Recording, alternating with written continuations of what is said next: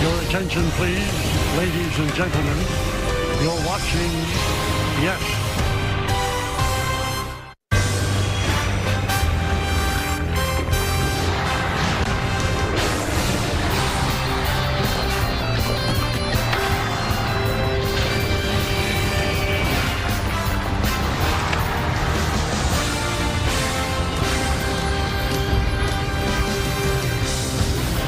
It's an absolutely gorgeous day in Cleveland, Ohio, and it is time for baseball.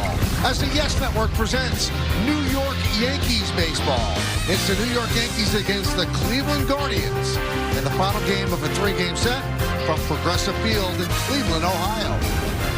Hi, everybody, and welcome to Yankees baseball. Along with John Flaherty, I'm Michael Kay. The Yankees have lost the first two games of this series last night by a score of 3-2, so the offense wasn't clicking. One guy was, though, and that's Aaron Judge. Yeah, the hits just keep on coming for Aaron Judge again last night in Cleveland. He went 4 for 4, and we're going to take a look at all of his base hits. He started off his night just slapping one the other way, then off the end of the bat, 2 for 2, and then he's going to start pulling the baseball a little bit more. A double down the left field line, and finally his last hit of the night, a hot shot between short and third. The captain having another great year. Look at the major league standings. First in average, first in on-base percentage, first in slugging, first in OPS. Obviously looking to repeat as the MVP. While the Yankees are looking to avoid the sweep, they have not been swept in a series of 3 or more games in Cleveland since, get this, 1970. Unbelievable. So let's take a look now at the Home Depot getting it done pitching matchup. Luis Ortiz gets the start for the Guardians. He pitched well of late. Carlos Rodon, you see his numbers for the Yankees, and Rodon's coming off his best start of the year. Yeah, Carlos Rodon really has thrown the baseball well all year long, but during some of his starts, he's made a mistake or two that had ended up as home runs, and they've wrecked his outings. Last time out against the Rays, he did not make any mistakes. He struck out 9 in this ball game, 6 shutout innings for the Yankees, and there's always a little emotion from Carlos Rodon. Well, take a look at the numbers in the American League. Strikeout percentage, great. Ground ball percentage, great. Opponent's average, great. The walk percentage, you got to improve on that, 13.8%. And 10 of the 15 runs allowed via the home run. So he's got to keep the ball in the ballpark. So how do you avoid the sweep? The Yankees don't want to come in here and lose 3 straight to the Guardians. Meredith Moragovitz talks to the Yankee captain, Aaron Judge. He has the answers coming up next, right here on Yes.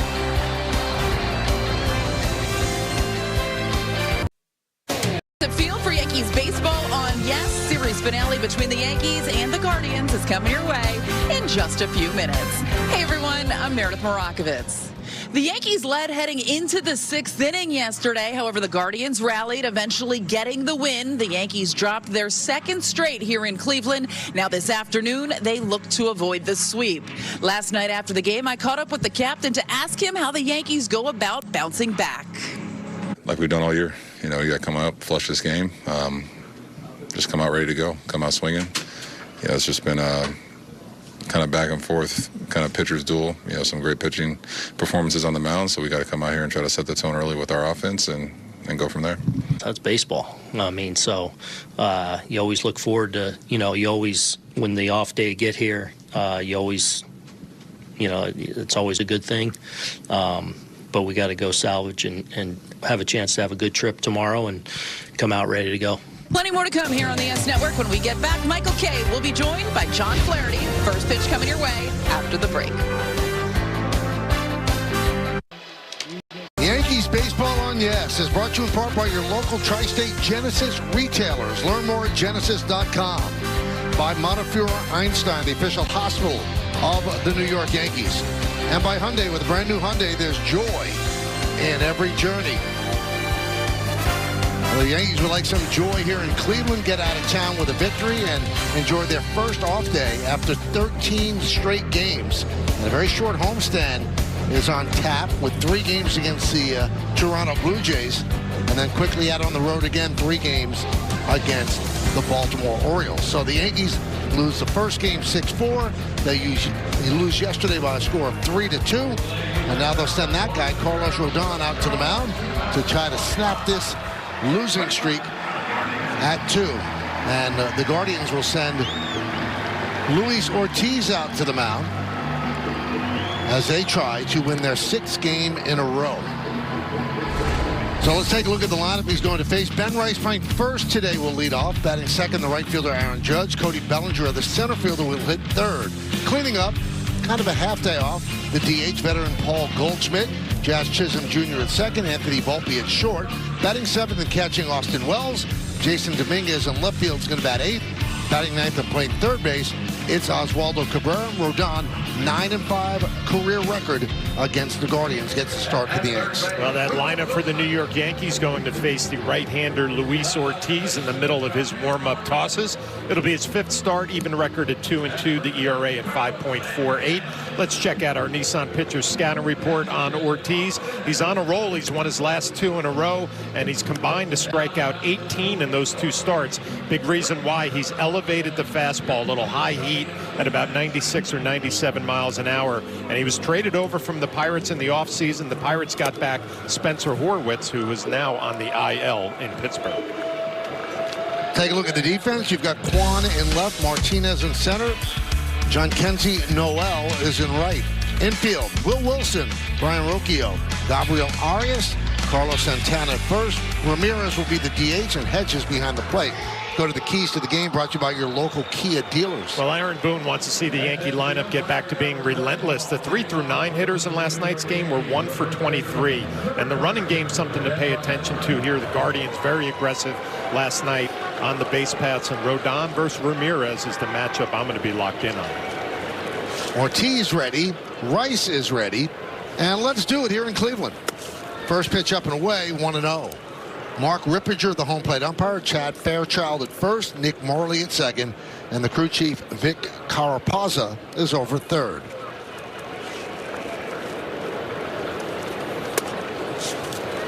(2-0). Rice led off yesterday's game. First pitch home run.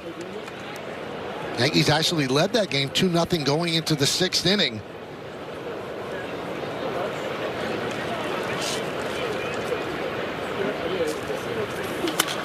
Fouled away.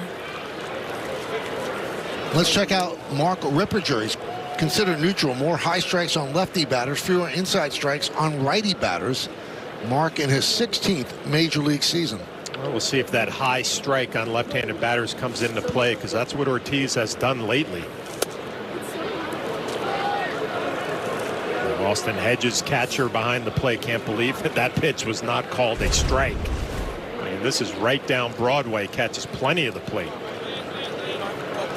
And strangely, last Wednesday, we'll get into it a little bit more as we move along, Rippinger called a perfect game. 133 pitches taken, and they were all called correctly. Either a ball or a strike. They were all within the zone. And that's only the second one by an umpire, home plate umpire, in 11 years. The other one was Pat Hoberg in Game 2 of the World Series of 2022. Wow, on the biggest stage. It's That's only impressive. Hoberg and Larson. That's it. That's impressive.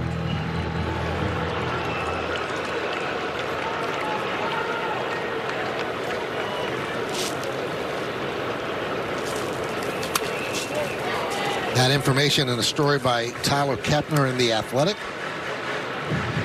And it's kind of every umpire's dream, I would guess. Make every call right. Judge getting some last-minute tips from James Rowson. 3-2. Ball 4, Rice with a leadoff walk. Hey, game time weather presented by Bigelow, the official hot tea of the Yankees. All those numbers mean nothing. It's a beautiful day. I mean, it's just gorgeous. There is really not a cloud in the sky. Here's Aaron Judge, 4 for 4 yesterday, hitting a robust .411.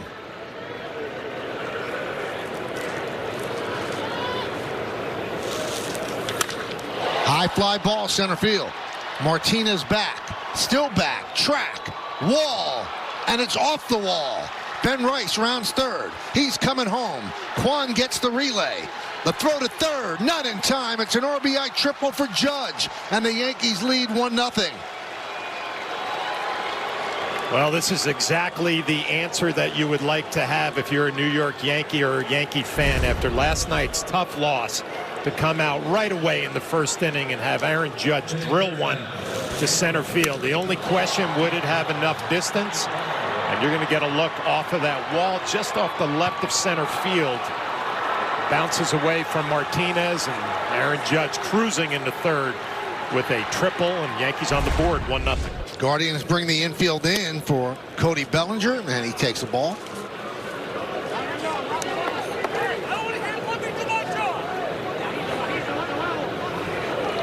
So Judge, Major League leading 26 ribby, breaking a tie with the Mets' Pete Alonso.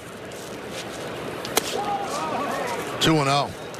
Well, you see the stuff for Ortiz. It's a good fastball at about 96 or 97. A lot of cutters already here in the first inning. He will throw a slider, a sinker, and a changeup.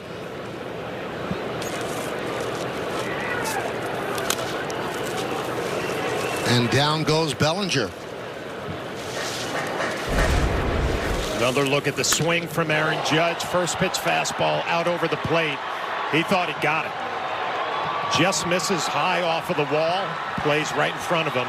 You don't need your third base coach. You read it, and you cruise on into third with a triple and an RBI. Second triple since 2019, sixth in his career. If that's, what would you say, a foot and a half to the right? Yep. It's over the wall and a home run. Bellinger and that cutter fouled off that right leg. We saw that last night with Jazz Chisholm a few times.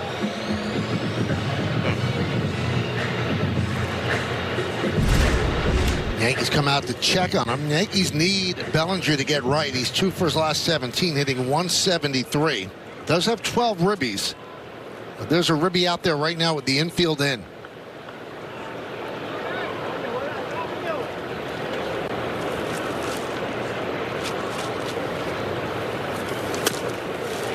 Two and two.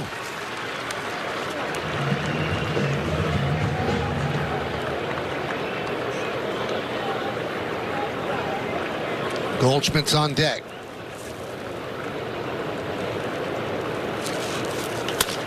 Grounded foul. You know, the walk to Rice, John, Yankee leadoff hitters have been really good all year. They come into this game with a .378 on base percentage. So they're setting the table.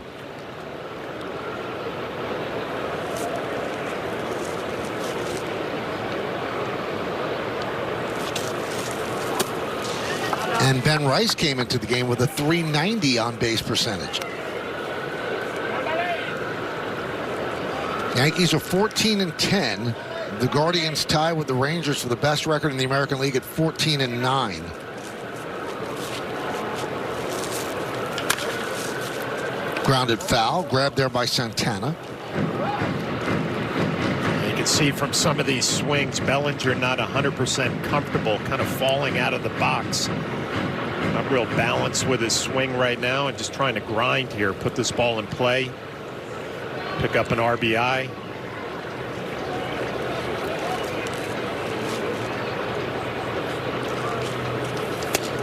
And Bellinger works a walk.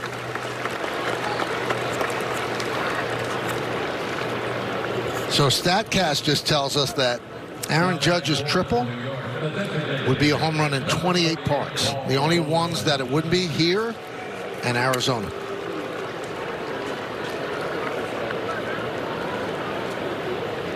So first and third, still nobody out. Here's Paul Goldschmidt hitting .371. Fouled away.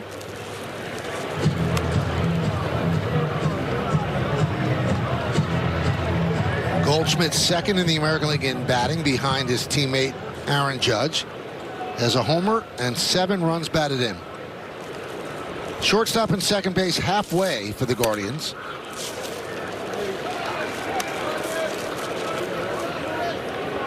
One and one.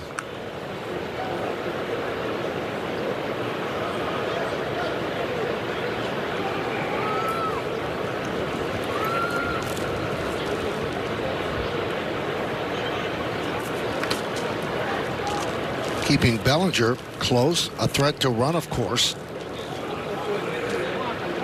Well, Goldschmidt getting a half a day off, designated hitter this afternoon, day game after a night game. Ben Rice will play first base defensively.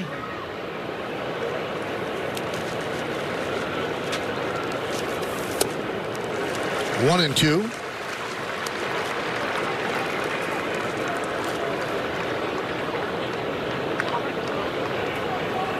Well, the Guardians saw something in Ortiz to make that trade to bring him over here to Cleveland, trying to get his game to the next level. 2-2. Well, with the Pirates last year, he had a 3.32 ERA and a 3.1 WAR.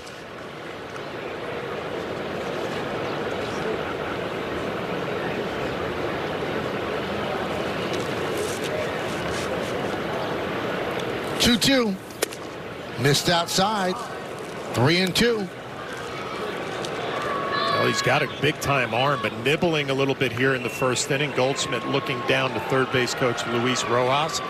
See if Bellinger's on the move here, 3-2.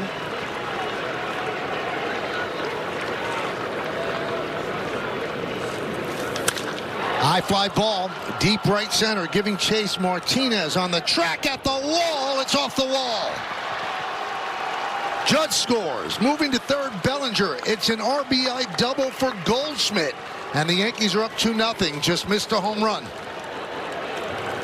Well, good signs all the way around for the Yankees offensively here in the first inning. Couple of walks and then a couple of drives. This one to deep right center. Martinez just out of his reach. And Goldschmidt, you give him all the credit in the world. He waited for a full count, finally got something to get up in the air to right field. And it's not going to be a home run, but it'll be a double and another RBI for Goldie. And very quickly, Carl Willis, the veteran pitching coach, comes out to settle down Ortiz. Goldschmidt picks up his 8th ribby of the year.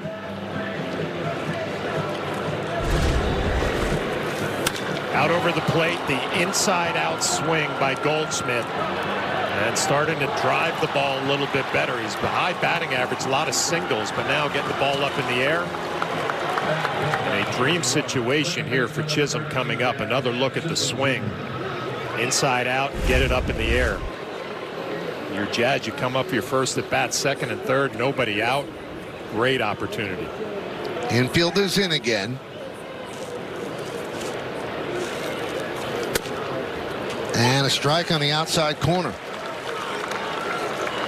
Chisholm didn't think so. Well, Austin Hedges, catcher behind the plate, has a great reputation as a pitch framer, stealing strikes.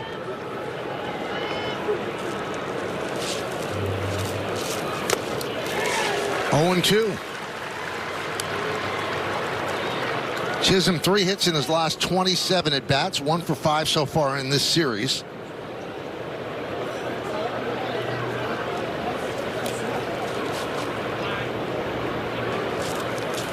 Swing and a miss. He strikes him out.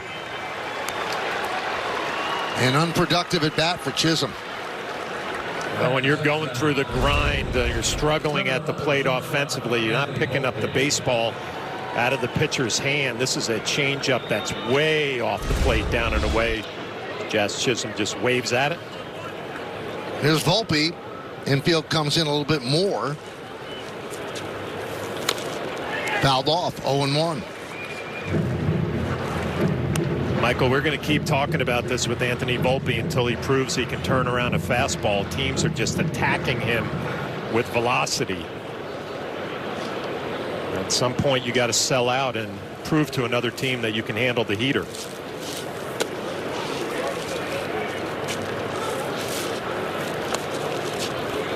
Came up at a big spot in last night's game. 2 fastballs, and then they got him on the slider, swinging and missing.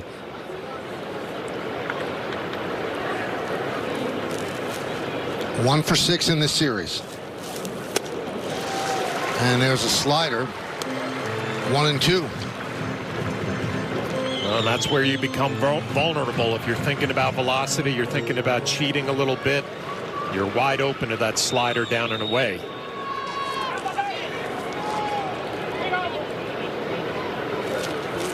Swing and a miss on the change. Volpe down on strikes. So whatever Carl Willis said certainly has changed Ortiz. 2 down. Well, it was a changeup to Chisholm. Now the changeup to Volpe, right on right. An unusual pitch from a right-handed pitcher to a right-handed hitter, but he gets away with it.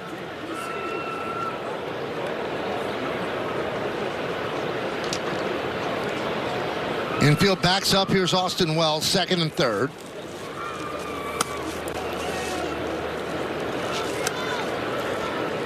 One and 0.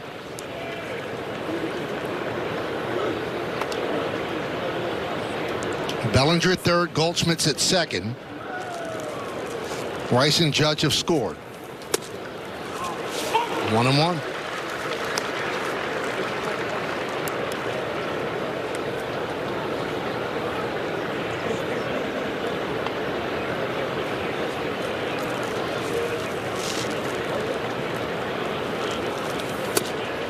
One and 2.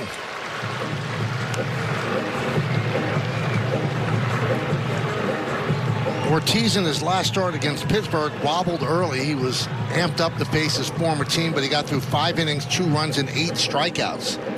Maybe amped up to face the Yankees here. 2 runs in, 2 runners on, 2 men out.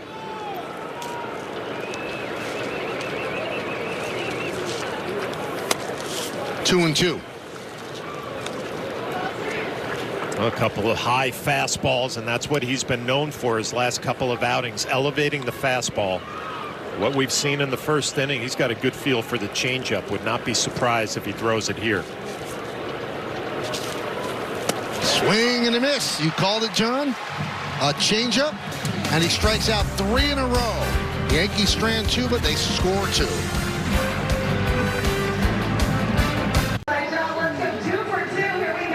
About to a 2-0 lead. Now it's the Guardians' turn against Carlos Rodon. We'll take a look at their lineup. Kwan, Arias, and Ramirez at the top.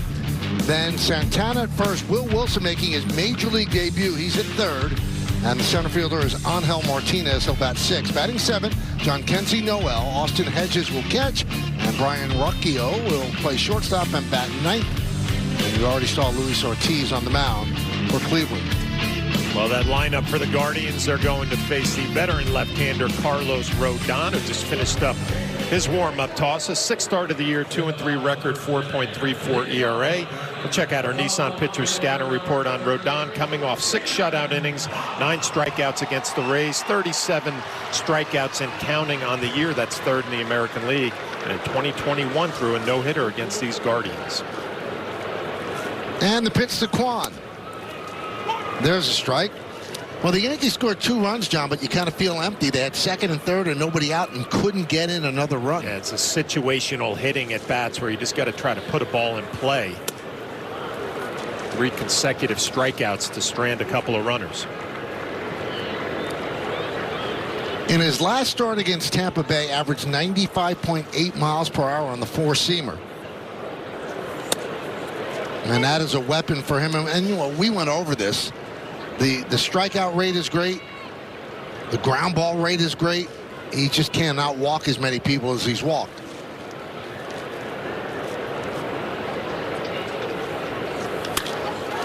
Fly ball, left field. Dominguez, 1 down. Check out the entire Yankee defense. We've seen Dominguez, Bellinger in center, and Judge over and right. Infield, Cabrera, Volpe, Chisholm, and Rice. That's 3rd to 1st. Wells behind the plate. Goldschmidt, the DH, and Rodon is on the mound.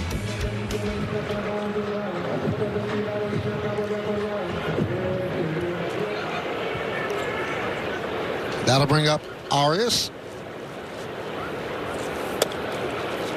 Guardians have won 5 straight and 11 of their last 14. They've won 7 of 8 at home.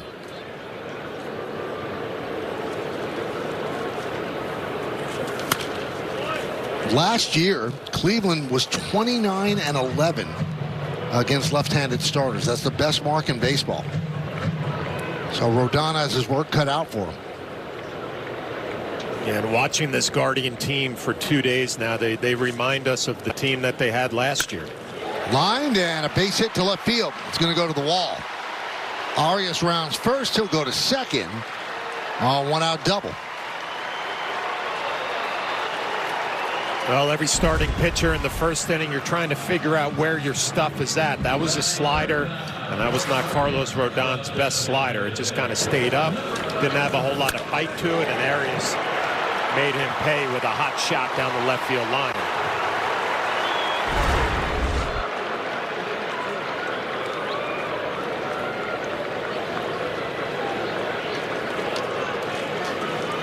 Here is Ramirez. Pop foul. Rice gives it a look, but it makes the seats. Ramirez this year is 7 for 20 against left-handed pitching. The Yankees did a good job last night keeping Ramirez down. He did some damage in game 1. This is the matchup I'm locked in on. There's a lot of history between these two. 43 at-bats against Rodon. Ramirez has 10 hits, has not hit a home run. It's a batting average of 233. So Rodon has had the best of this matchup.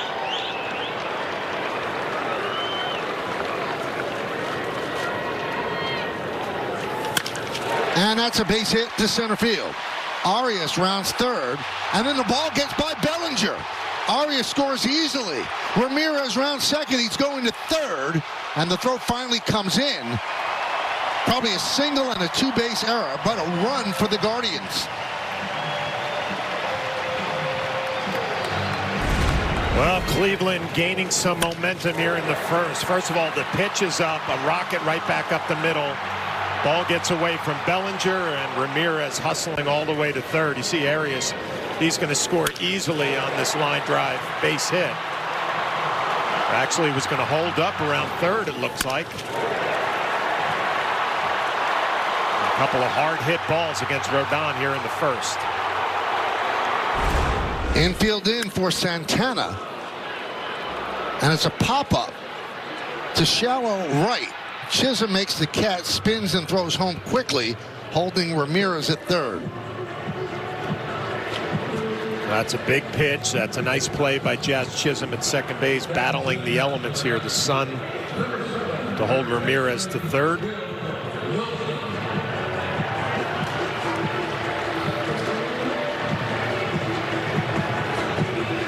John, I think that's why Bellinger was in such a hurry to pick up the ball, because Arias did hold up at third. So that's a costly error. Wilson, first big league at bat, major league debut. He's down in the count on 1. I'm sure there's some nerves, some adrenaline. Took that first big swing, get that out of the way. Again, a hard hit line drive. Here's Arias coming around third. Looks like he's going to hold up. And then with the misplay by Bellinger, scores easily. Right at Rice, makes the catch, steps on the bag, and that'll do it. Guardians get a run back.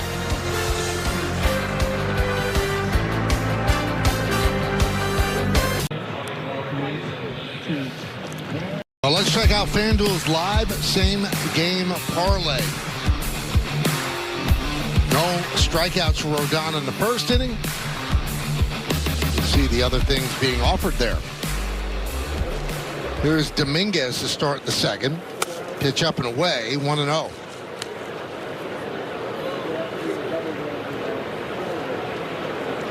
Dominguez 2 for his last 22. He's 1 for 8 in the series. Did hit a long home run in game 1. That's the one hit.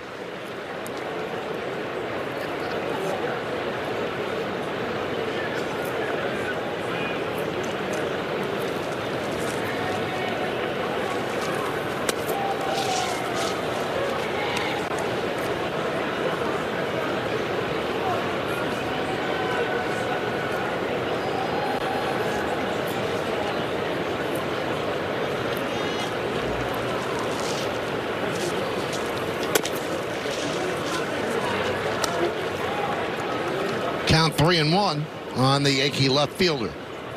Cabrera waiting on deck. Ortiz has already thrown 38 pitches in this game, and behind in the count here, Dominguez. There's ball 4. Third walk issued by Ortiz. Batting 9 for New York. Number 95, third baseman, Oswaldo Cabrera. Here's Oswaldo Cabrera hitting .281, 2 for 8 in the series. 7 for his last 24. And a strike.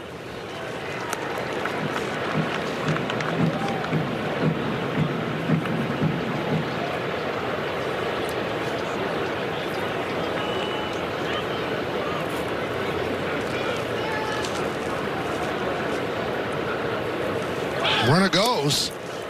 Ball mishandled by Hedges, so a stolen base for Dominguez. Well, perfect pitch for Dominguez to run on a changeup down in the dirt. Gets a good jump. See, Hedges tries to backhand it, can't come up with it clean.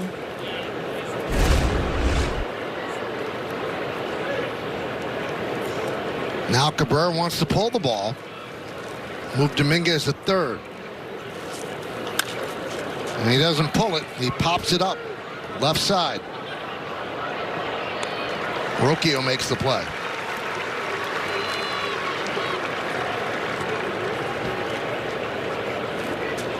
At the plate now for New York. You know everybody wants to get a hit, John? But when you're in the bottom of the order, you've got to move that runner to the third base. Productive at bats. I talk about situational hitting all the time.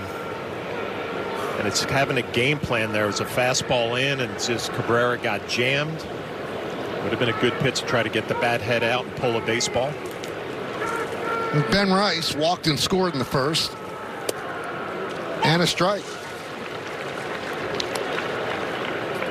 I can see Ortiz being very careful with Ben Rice on the first pitch. It was the first pitch last night that he went opposite field for his 6th home run of the year.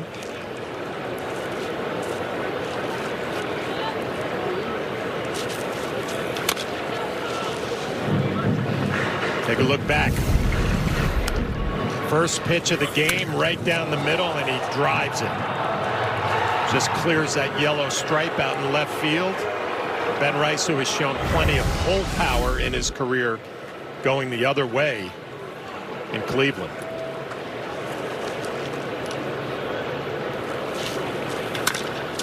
Grounded, and off the glove of Santana goes into right field.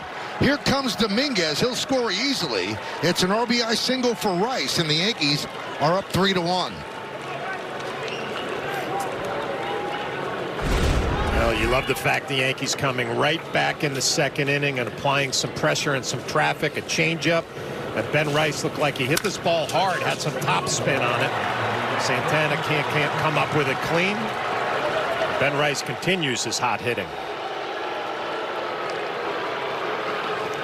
There's Aaron Judge. Tripled his first time up.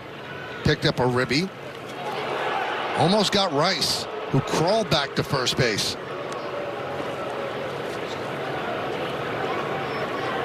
Ortiz, some quick feet.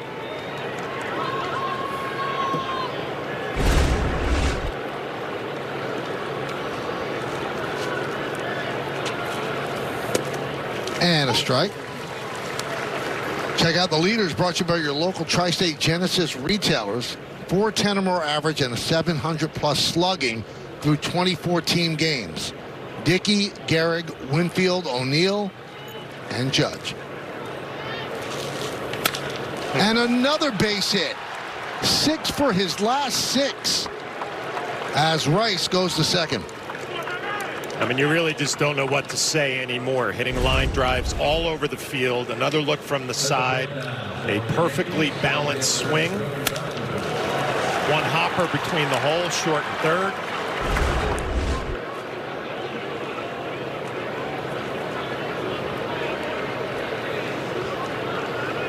Here's Bellinger. He walked in the first inning.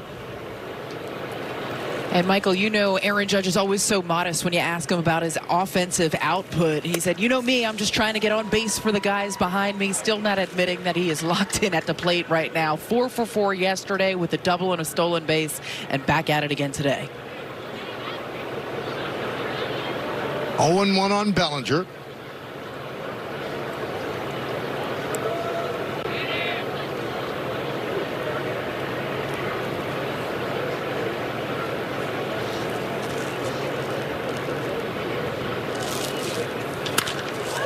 Club to center field. Martinez back. Right on the lip of the track, he makes the catch. Tagging his Rice, he'll go to third. Judge heads back to first.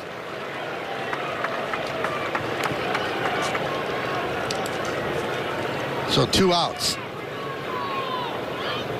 At bat now, the designated hitter for New York, Paul Goldschmidt.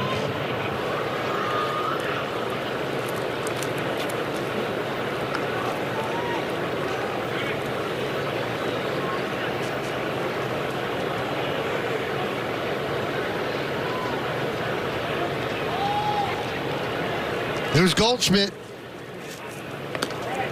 Diving back is Judge.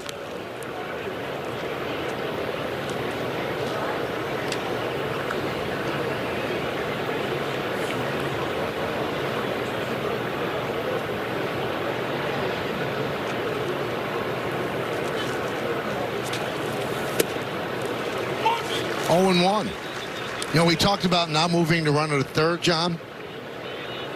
The Yankees are 12th at advancing the runner from second with nobody out. And they're 7th in scoring the runner from third with fewer than 2 outs. That's all about situational hitting.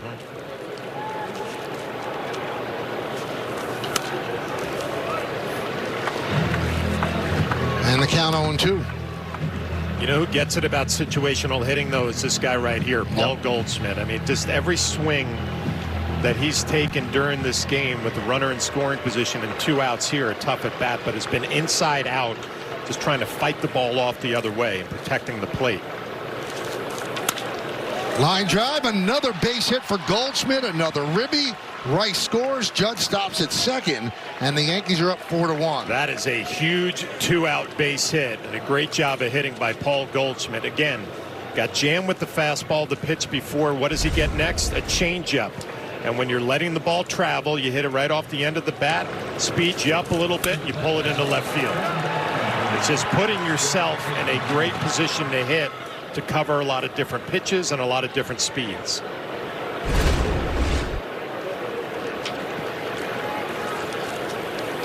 There's Jazz Chisholm Jr. He takes a strike.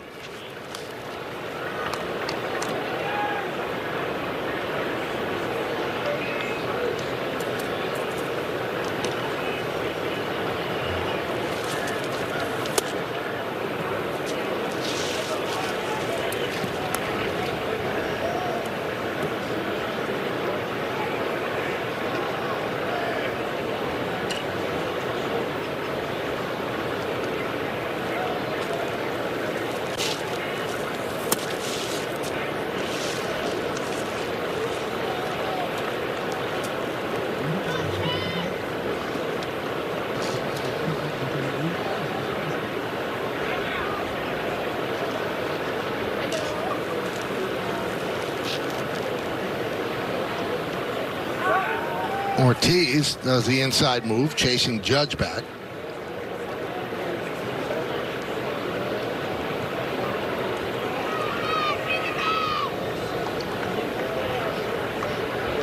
Judge at second, Goldschmidt's at first.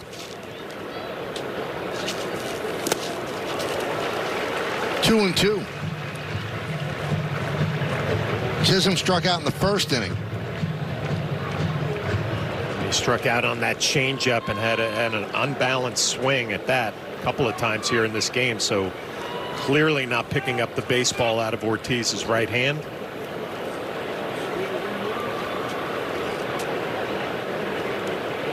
Fouled the ball twice off his right foot, lower leg, and then Boone said he was fine today.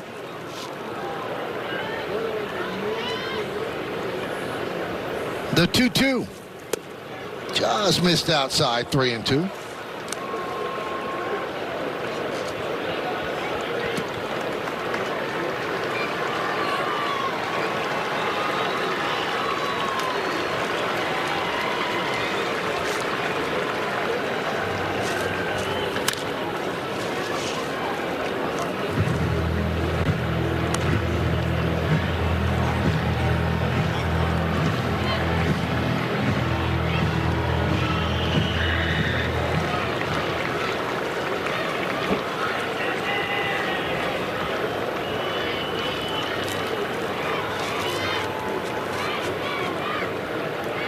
Runners will go.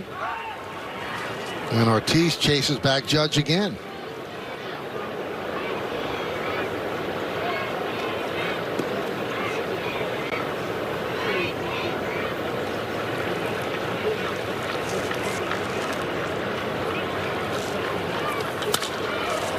Rip foul.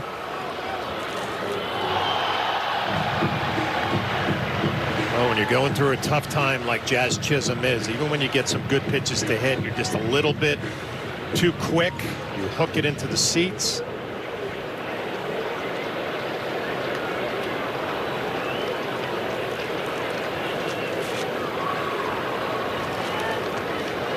Runners will go. And the pitch. And Chisholm works a walk to load the bases for Volpe. Boy, 60 pitches already for Ortiz. Hasn't worked his way through this second inning. Here comes pitching coach Carl Willis again.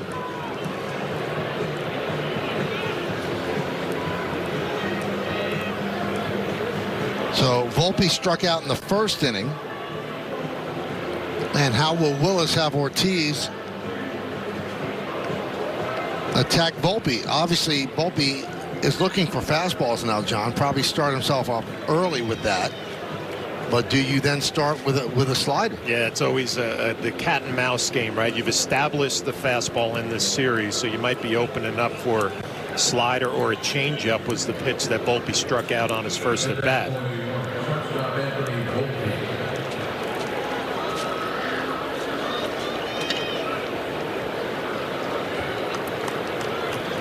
The Yankees could really give Rodon some breathing room here. Bases loaded, 2 outs. He goes with the fastball, and Volpe lays off. If you're Anthony Volpe right here, 1-0 count, bases loaded, guy is in trouble. You're looking fastball and let it fly. 96 on the corner, 1-1.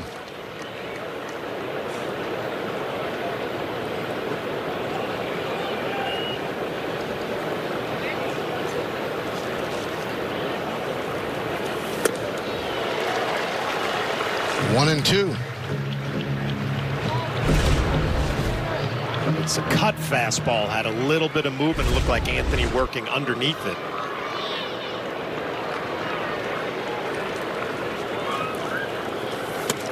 And Volpe down on strikes.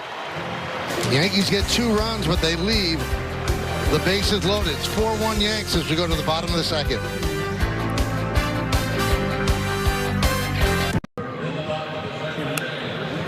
Time for Pinstripe Pride, brought to you by Toyota, the official hybrid vehicles of the Yankees. And today's picture comes from Ruddy, who wore his Yankees hat while visiting Machu Picchu in Peru. Use the hashtag Toyota Pinstripe Pride. Mention yes in pictures you post to social media to reflect your love for the Bronx Bombers. We might spotlight you in a future game. We go to the bottom of the second inning. And the first pitch to Martinez is a ball, 1-0. Well, Martinez, a switch hitter, has been impressive from the left side at first 2 games of this series. Now moving over to the right-hand side. 9 at-bats against left-handed pitching this year, 5 for 9, a .555 batting average.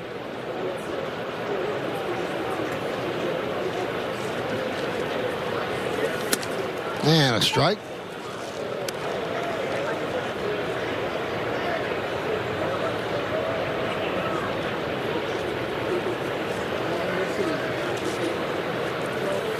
And he bunts. Fielded by Rodon. But the throw is late. Martinez with a bunt single to start off the second. Well, watch the Guardians for 2 games now. They're aggressive on the bases. They play some good defense and a nice bunt here to start off the second inning, trying to create some traffic.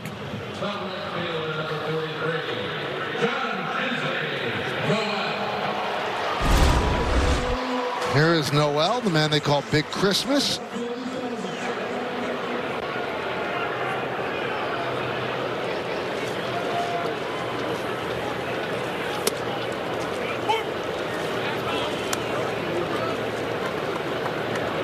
Had a big moment in Game 3 of the ALCS.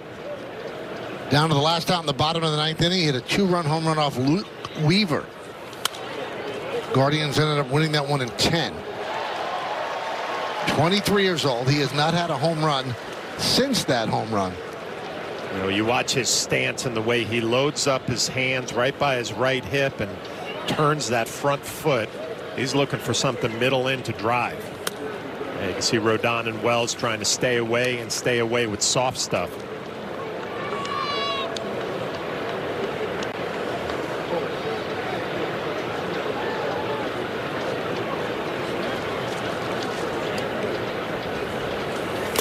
And he strikes him out on the change.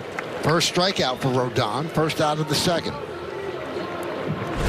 Noel is a big slugger. If you make a mistake, he can get you. But if you make quality pitches like that changeup down and away, he'll get some swings and misses.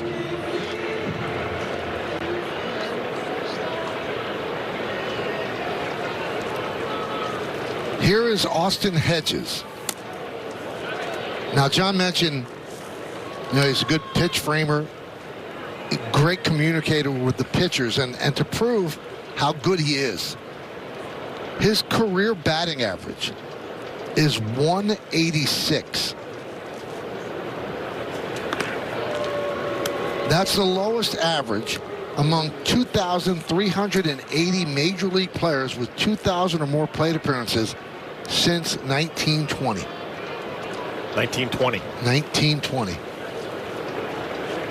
That's how good he is defensively. You know, when I saw that nugget, Michael, it made me think that Austin Hedges is playing Major League Baseball at the perfect time, because the catching position, if you can frame and steal strikes, you're a valuable player, even if you can't swing the bat to a Major League standard. And if he would have played, what, maybe 20 years ago, and he's a light-hitting catcher, he's probably not going to be sticking around in the game as long as he does right now. Well, the Guardians GM Mike Chernoff said the rapport he builds with pitchers, even when he's not in the game, the energy he brings, the way he helps in game planning, that in our minds completely outweighs the offense. 3-1. You know who, obviously Jose Trevino is a much better offensive player, but that just reminds me of Trevino, almost like an extra coach out on the field with the pitching staff. There's some value there. Runner goes. That one fouled straight back here, just over our booth.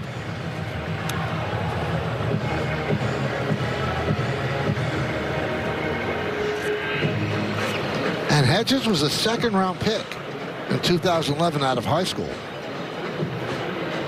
And going into the 2014 season, the 27th overall prospect on Baseball America's Top 100. So at some point, they thought he'd be hitting more than this.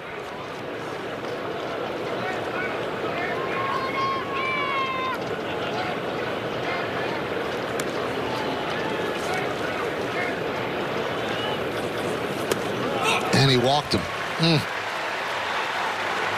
Well, this might be one of those days for both of these starting pitchers where they don't have their good stuff. They don't have their location. Aaron Boone looking on. This might be a grind for Carlos Rodon.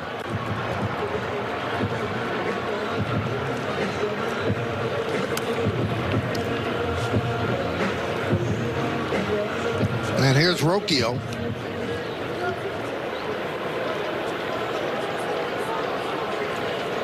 Rocchio, a much better hitter from the left side than he is the right side. And again, that four-seamer missing badly. Carlos Rodon yanking it down and in. For Austin Wells behind the plate, you got to get him kind of moving towards you and not side to side.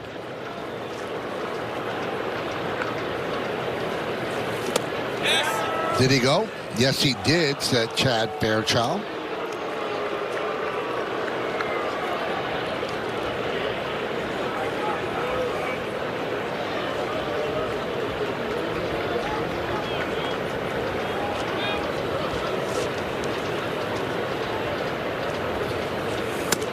Missed outside, 2-1.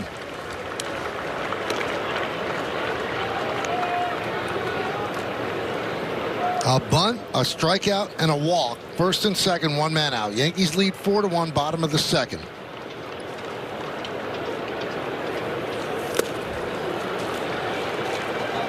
.96-mile-an-hour fastball by him, 2-2.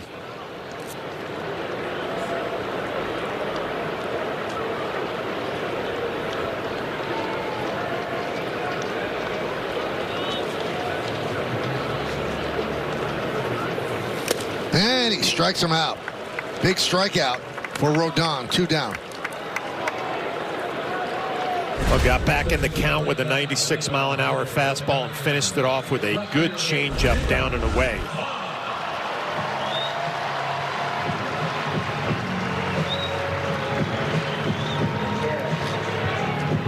So Quan made a little news yesterday.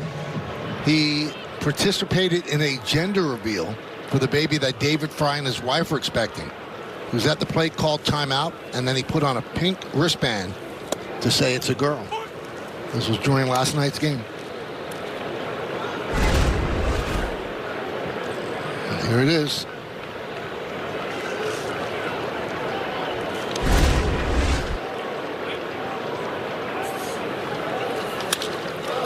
Sky left field.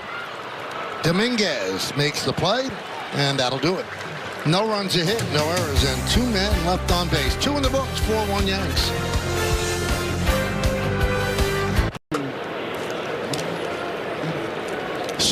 Check out the largest selection of authentic jerseys, caps, hoodies, t-shirts, and more.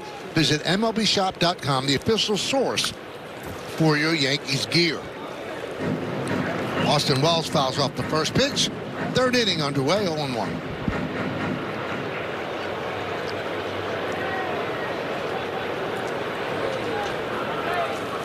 Ortiz has thrown a lot of pitches. 1-1. He's at 66.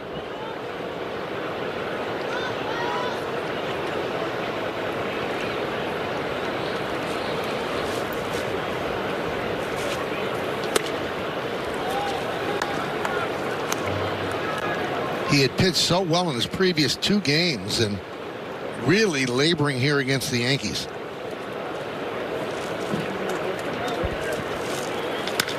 Soft ground ball, second base. Arias, 1 down. Well, you look back to those last couple of games for Ortiz, and he did such a nice job elevating his fastball with high velocity, but a lot of cutters in this game trying to negate the Yankee lineup, cutting the ball in on the lefties.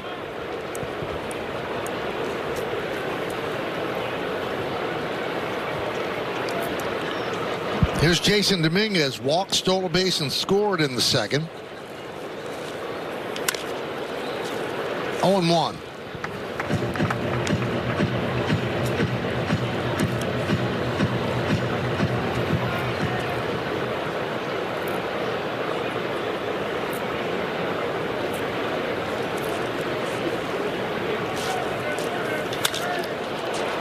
Fly ball left field.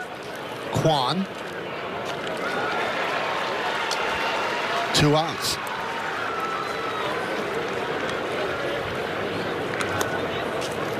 And then for New York, third baseman Oswaldo Cabrera.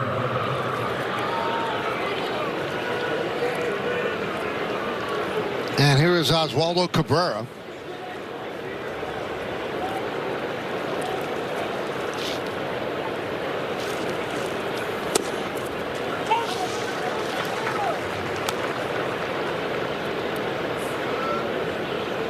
Popped the shortstop in the second.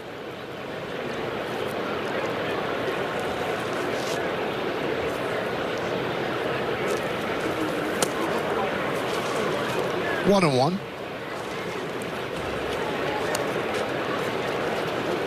Yankees scored only 2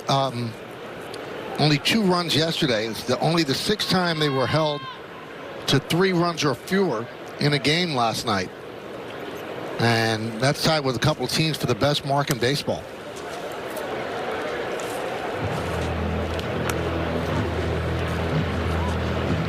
Watch this Yankee lineup at the beginning of the year. It just seemed relentless from top to bottom. But in last night's game, it was top heavy with Aaron Judge Paul Goldschmidt. And you gave the stat from 3 through 9. The Yankees were 1 for 23.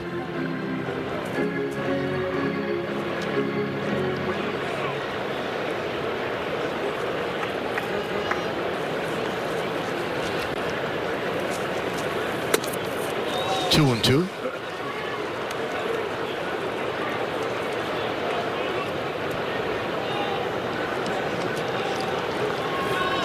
Ball got stuck in a gutter there on top of the dugout.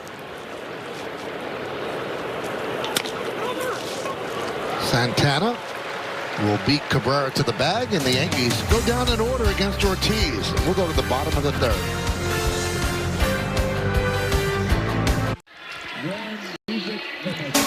Yankees Baseball on Yes is brought to you in part by your local Kia dealers. Visit Kia.com to discover movement that inspires. By Optimum Fiber. Get Optimum, the fastest fiber internet. Don't take slow for an answer. And by the New York Lottery. Get out there and play.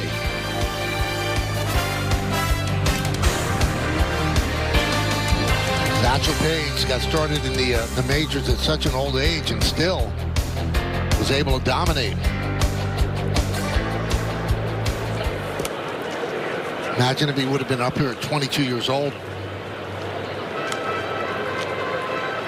But that wasn't allowed till Jackie Robinson broke the color barrier in 1947.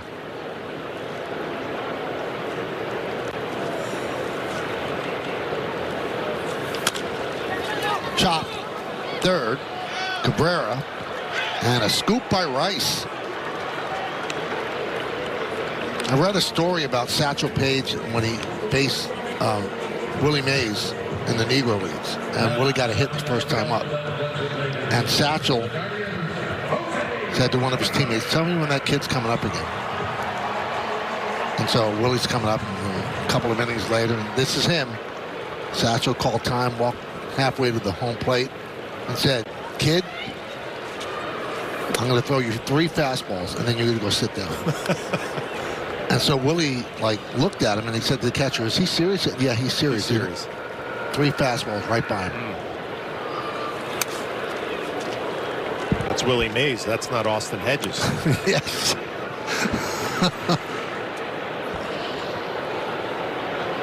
Wow, the fraternity of catchers just got thrown away. No, listen, I was a light hitting catcher my whole career, so I appreciate what he's doing behind the plate. Dude, you were not compared to Austin Hedges. Stop. Early in my career, Really? It was a struggle. I mean, until I got traded to Detroit and I had a new hitting instructor that taught me a completely different way to hit. It changed my career. What was his name? Larry Parrish was the manager of the Toledo Mud Hens.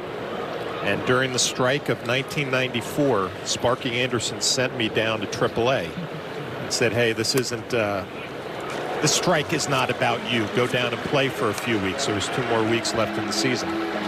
Larry Parrish watched me in 1 game, and he came up to me the next day and said, "You'll never be more than a backup catcher with that swing."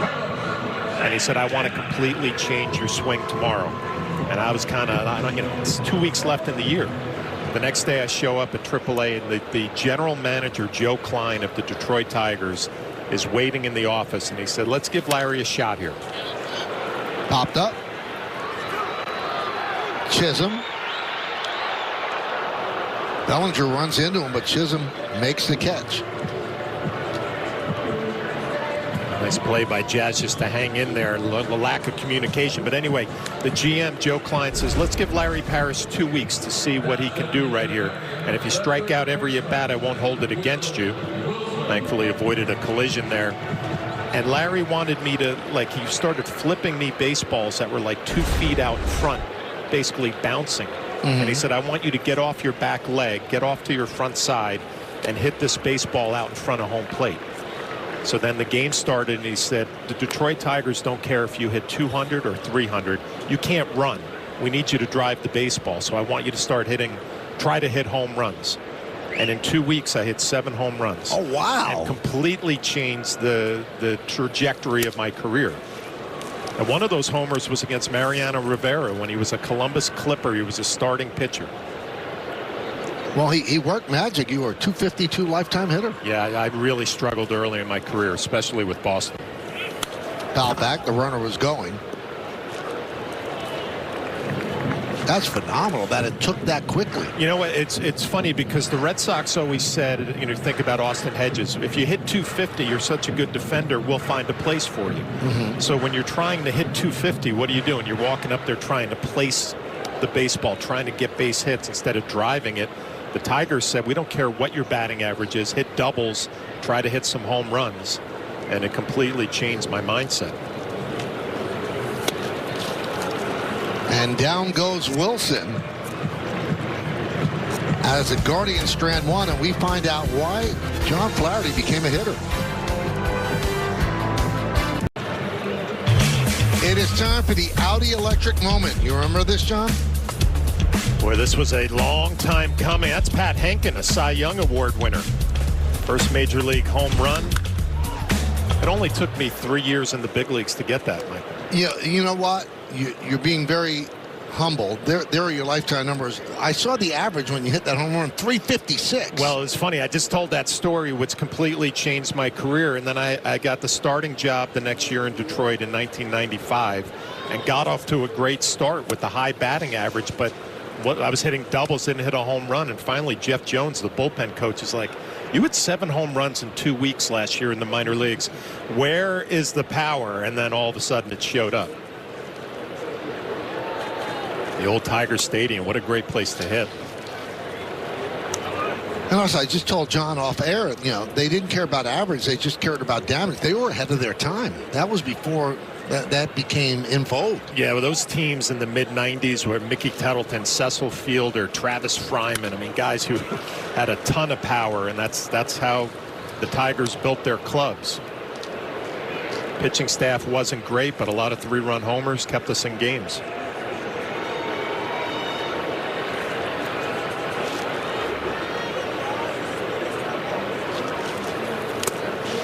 And down goes Rice.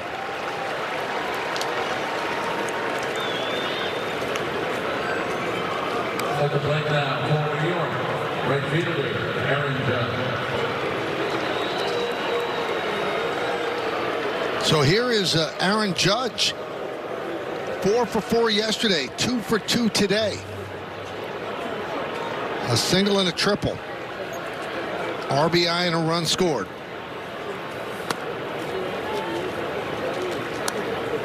Well, you can talk about the 6 for 6, but every time Aaron Judge sees a pitch and he takes it, I mean, he's not even flinching. It's just every move at the plate, you can tell how well he's seeing the ball. Yep, just right there. Nope, that's down. No big deal. Heading the count again, 2-0. A lot of times a hitter will tell you how he's feeling at the plate on how he takes pitches out of the strike zone.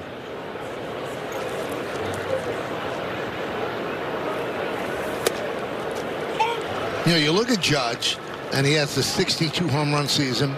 He has the 52 home run season, and you say, well, yeah, he's a power hitter, right? Since 2021, he's hitting .304. Only 2 guys have hit better. But since 2016, his career batting average is .291, which is 7th in the majors. The major league average is .248. Soak this in. You're not going to see this very often as he works a walk.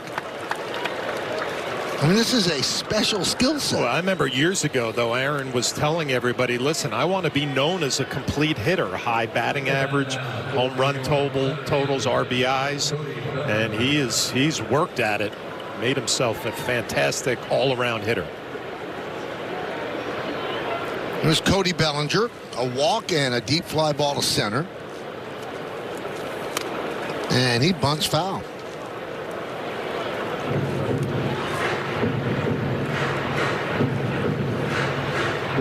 Interesting, a 3-run lead. Your number 3 hitter trying to lay down a bunt. See Wilson playing way back at third.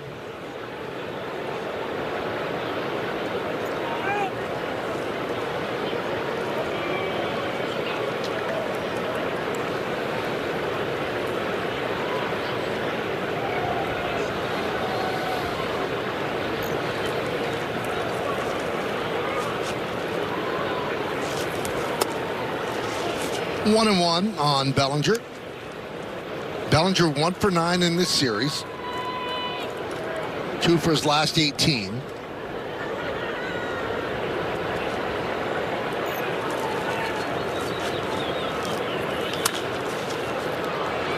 Now 1-2.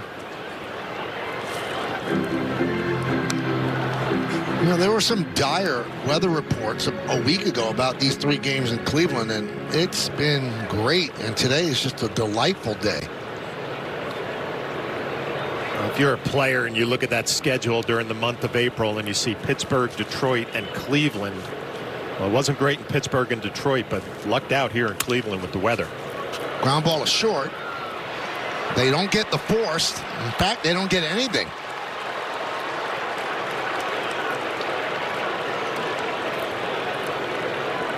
There was nobody covering because the second baseman was in the hole, so Rocchio had to take it himself. He couldn't beat Judge to the bag.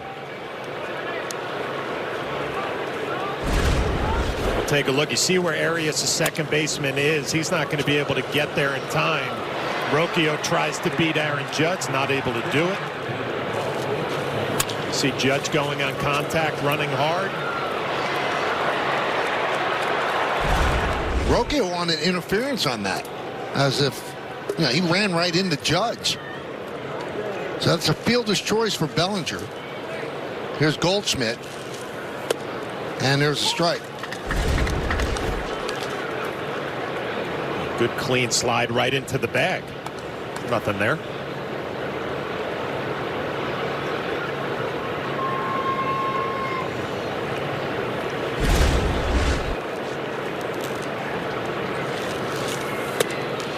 Almost reminded me of like a fly on a windshield there. I mean, he's not going to win that battle with Aaron Judge.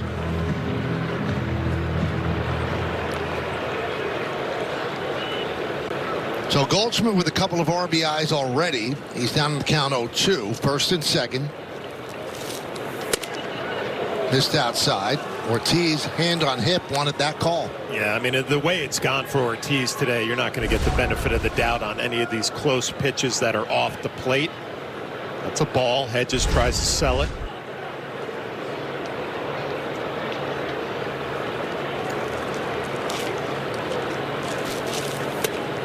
And Goldschmidt down on strikes. 2 down. Well, the fastball just missed off the plate, and the slider was located perfectly.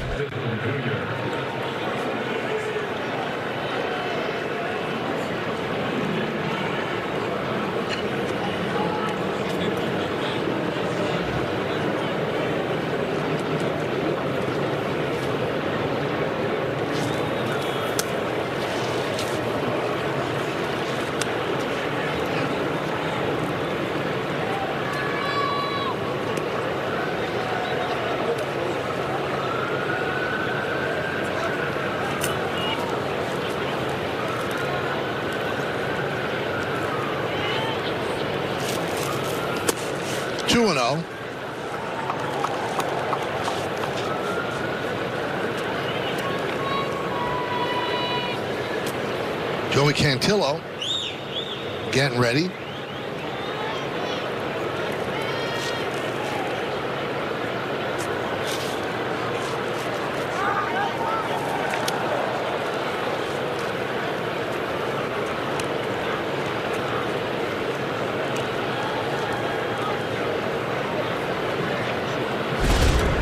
There's the signal. Yeah, the timing place. He Hedges drop his glove.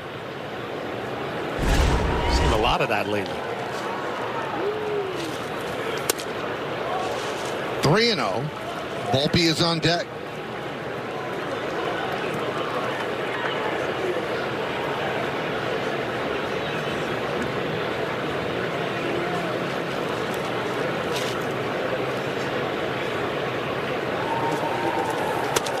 And a strike, 3-1. We're in the 4th inning. Yankees lead 4-1, trying to salvage the final game of this 3-game set.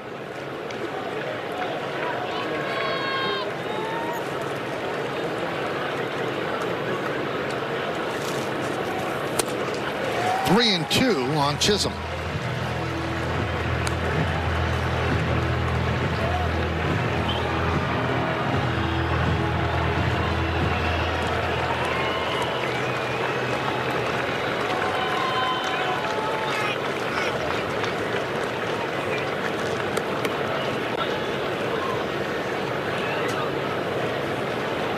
So 3-2. The runners will go with 2 outs. Judge at second, Bellinger at first.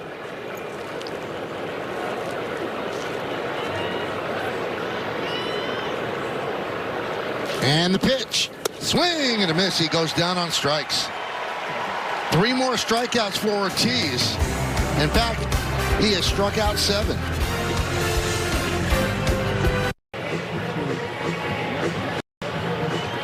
Well, tomorrow night, watch Yankees minor league baseball on Yes as the AA Somerset Patriots take on the Hartford Yard Goats. Coverage starts tomorrow at 6:30 on Yes and the Gotham Sports app.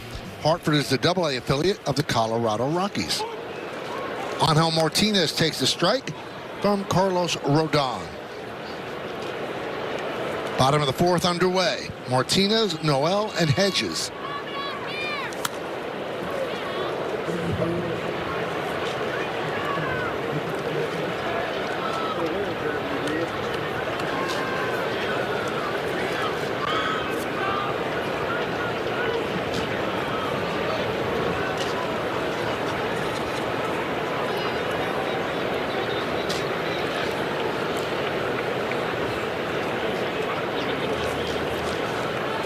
Swing and a miss. Martinez down on strikes. A good slider from Carlos Rodon. You see where Wells is setting up, down and in, perfectly located. Now, one thing I should note about the game tomorrow with Somerset, get a chance to see DJ LeMahieu, who had a good first game as he's coming back from his injury. Is that where Spencer Jones is playing as well? Yes. Gotten off to a good start, I think. Hitting the ball out. Yeah.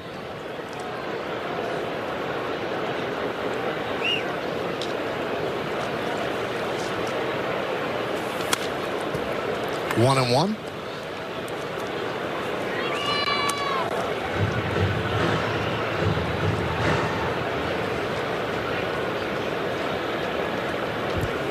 Four, 5-1 Yankees, 1-3-0 Cleveland. 1-2. Rodon seems like he's a little bit more in a groove now. I was just thinking that, Michael. The first 2 innings, it was kind of a grind for him. Now he's starting to look like himself again, locating the fastball better, getting ahead in some counts. Did he go? Yes, he did. Another strikeout for Rodon. Now, when you see a check swing like this, it's all set up with the velocity on the fastball the pitches before. The hitter sees 95, 96. They try to get it going a little bit earlier, and you're wide open for the slider.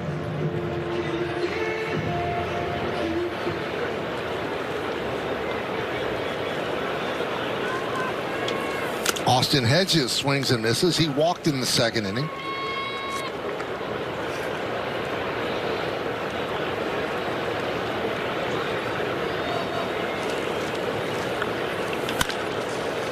Grounded foul, so quickly 0-2.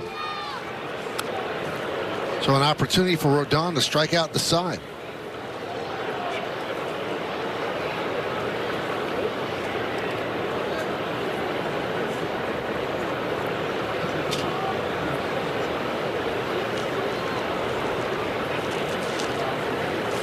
Swing and a miss, and he strikes out the side. His 6th strikeout of the game. We're through 4. Yankees lead 4-1.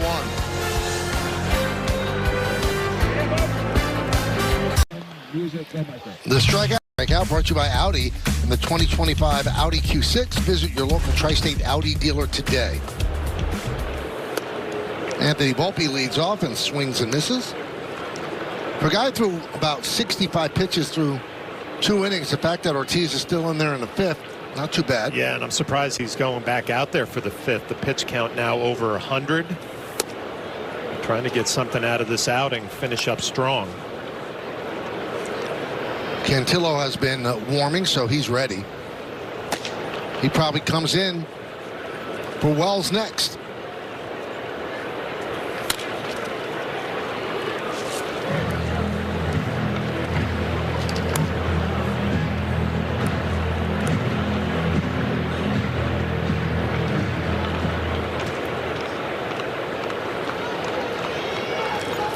Five walks, 7 strikeouts for Ortiz. And Volpe having a rough day. He strikes out for the 3rd time. And that is going to do it for Ortiz at 104 pitches. So Joey Cantillo will come on. Stephen Vogt will take the ball from Ortiz.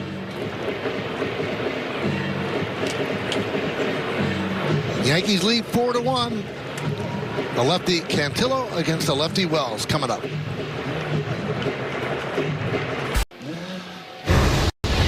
Time to name that Yankee, brought to you by Prevision, made for your brain. Wow, an old-time Yankee, 253 home runs, 975 ribbies. So he played with them from 38 to 43 and after the war back in 46. And then he finished with the then Indians 47 to 50. And he's a Hall of Famer, I'm told. Aaron Boone did not get this one. Makes me feel better. You have this one? This is the first time I'm seeing it, so I'm kind of processing. Cantillo deals a strike to Wells.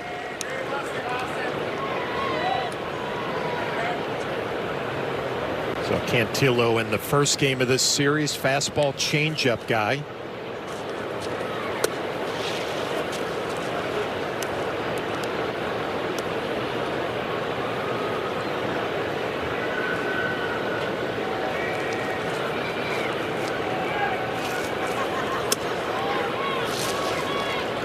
Two and one.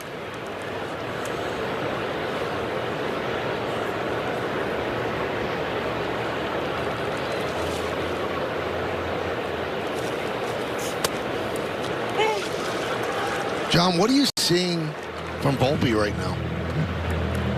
I mean, clearly the front side is just gone, and I don't, like I said before, I don't know if that's trying to cheat to get to a fastball. It's, you know, it's the wrong way to do it. You want to get your front foot down.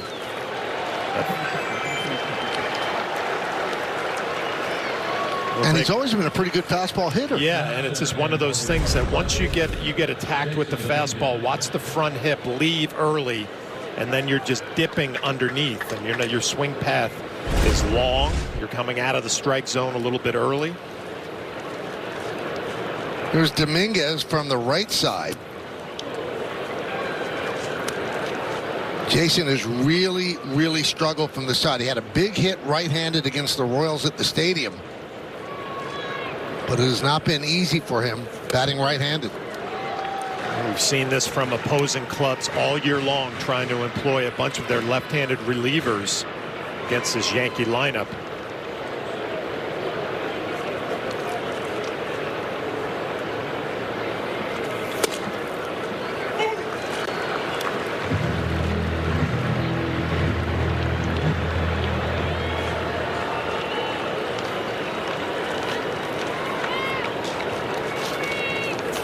Hit sharply, a fair ball off the bat of Dominguez. Kwan plays it out there. Dominguez going for 2, and he will make it. It should help gain a little confidence hitting from the right side against a left-handed pitcher, and it's a curveball, not the changeup, that Jason Dominguez is able to take care of and keep fair.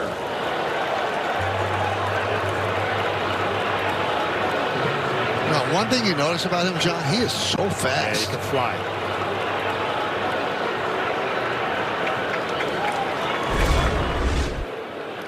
Here is Cabrera.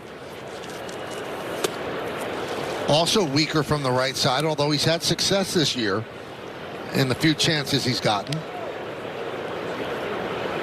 He's 0 for 2 today. Yankees lead 4-1. We're in the 5th. 2 outs, runner at second.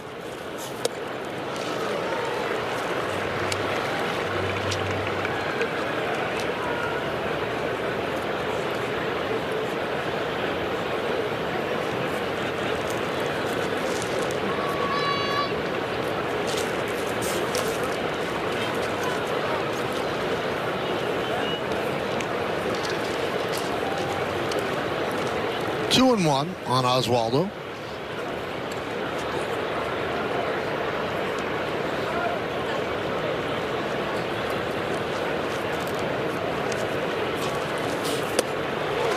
Now 2-2.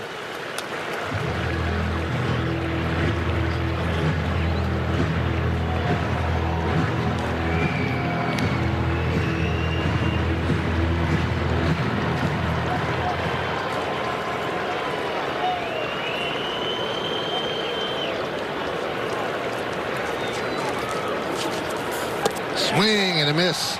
Cabrera down on strikes. 3 more strikeouts by the Yankees here in the 5th. We're halfway through.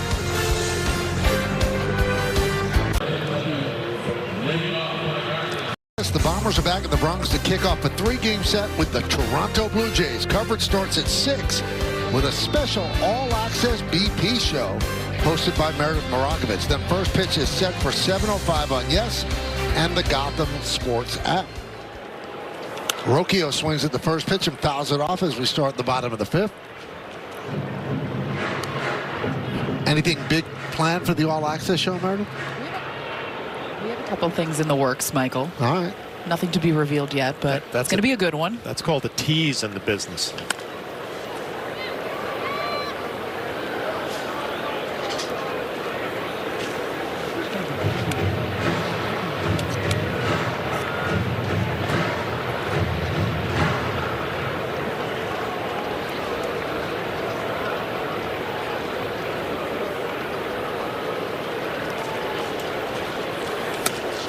Upstairs, 1-2.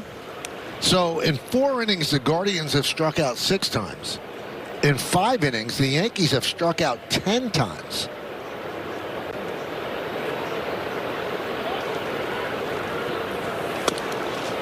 And now make it 7. He has struck out 5 in a row, Rodon, starting with Wilson in the 3rd, struck out the side in the 4th, and now Rocchio here in the 5th. Yeah, obviously every starting pitcher wants to be locked in when they leave the bullpen, but that was not the case with Rodon in this game. The first 2 innings looked like he was trying to find himself. Now all of a sudden he is locked back in with his 7th strikeout.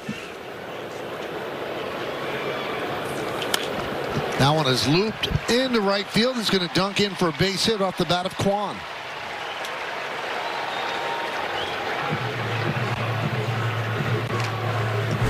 This is what Stephen Kwan does. He gets beat with fastballs and just jams some shots into right field.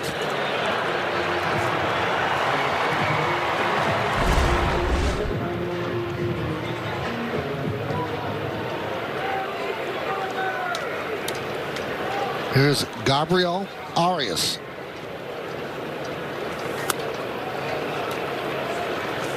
Good fastball, 97 miles an hour. Well, everything has just gotten better. The velocity's gotten better as the game has moved on. Location has gotten better. And the swing and miss with the slider has been there.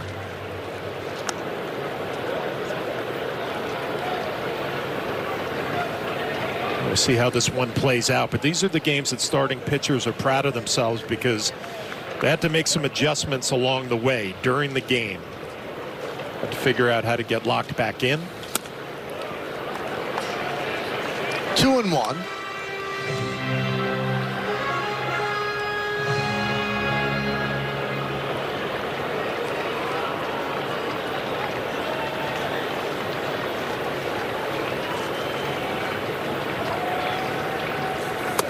And a strike. Again, 97, 2-2.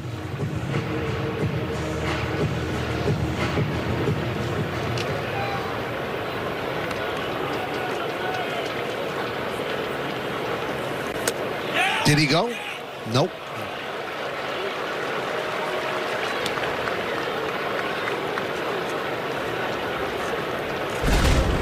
The changeup really has just given Rodon another look, something diving down and away as Arias holds up.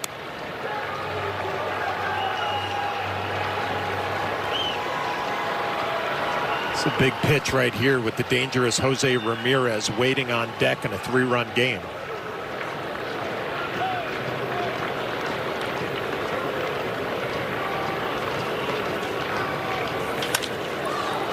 Popped up. Long run for Judge and Chisholm. Judge will make the play. 2 outs.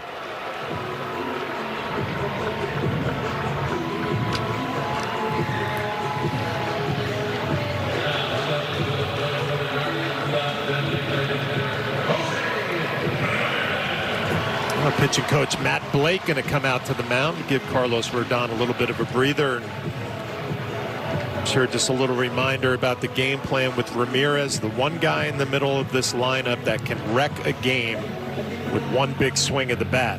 And if we look at Rodon's year, he's made some mistakes in big spots that have ruined some good outings for him.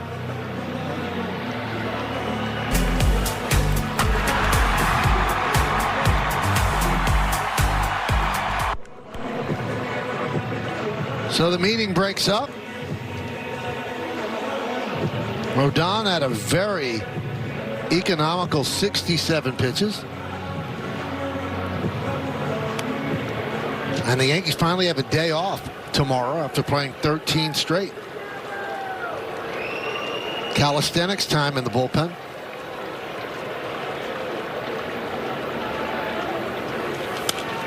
Foul back.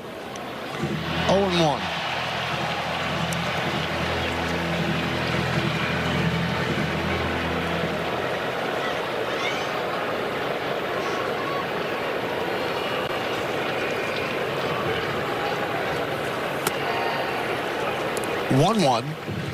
Ramirez, RBI single to center in the first, and he walked in the third.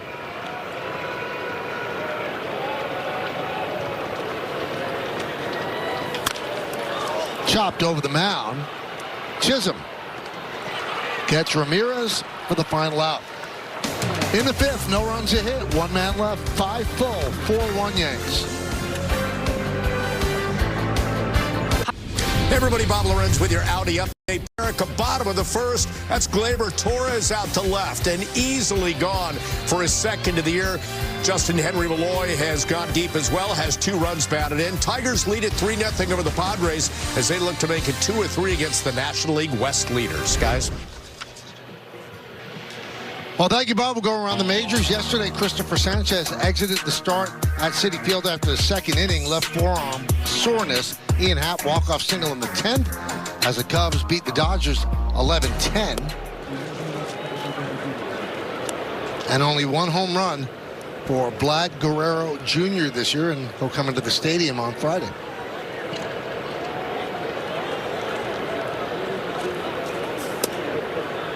(2-0) on Ben Rice.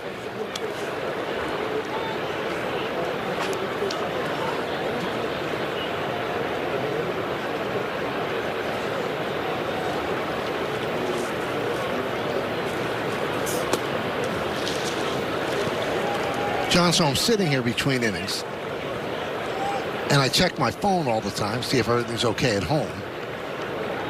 Everything all right?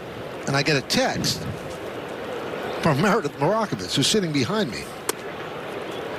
And it's this long, drawn-out explanation why she needs to wash her car every day. She hates a dirty car. And I'm going, why is she telling me this? Somebody sent me a text and I said, that's a red flag. A dirty car's a red flag. But why do I have to know that? Why does Michael have to know? I texted you by mistake. I thought I was responding to that person. I texted you. And then I said, sorry, that wasn't for you. I didn't think it was that big of a deal. Wow. Thank God it wasn't anything. Yeah. You know? Well, now we know you don't like a dirty car. I don't. Though. I think it's a red flag. It's a relationship red flag? I just think in general, I just don't know why somebody would drive around in a filthy car. Wow. It makes no sense to me. And there was a walk to Ben Rice. On for the 3rd time today. Good leadoff hitter. Here's Aaron Judge, and we'll take a look at all of his hits on StatCast 3D by Google Cloud. Well, and you watch that spray chart just covering the whole field, line to line. That's why he's hitting well over 400, 24 singles, 7 doubles, 1 triple, and 7 long ones. There's a strike, almost had his 8th in the first inning, but just hit off the high wall, and he got himself a triple. Last 2 games, he's 6 for 6. He walked his last time up.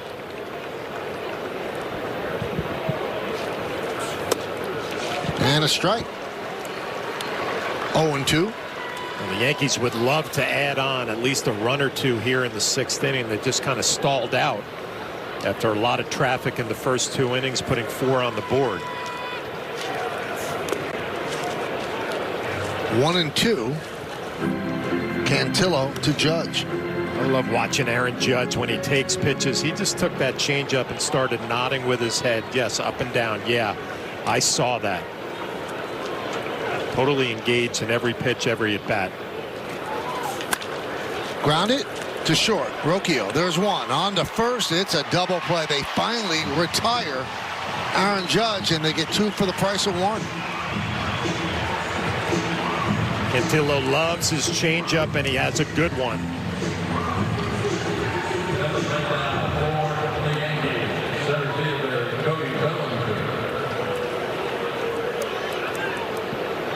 So here's Cody Bellinger, 0 for 2 with a walk.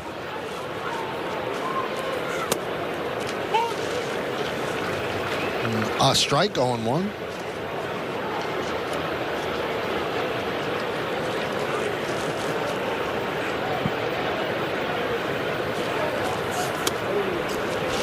A breaking ball for a strike.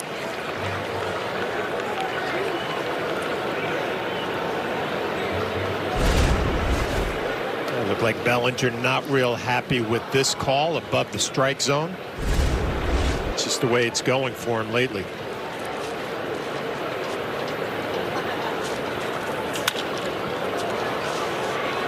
You know, Ripperger behind the plate.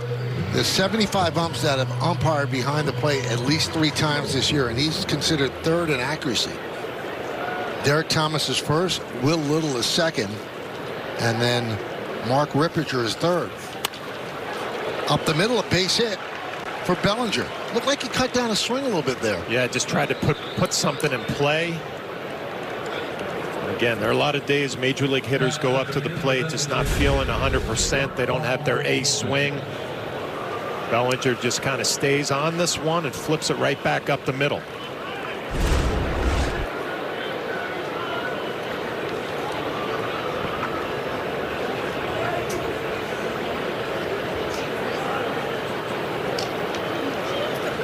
Goldschmidt, 2 for 3.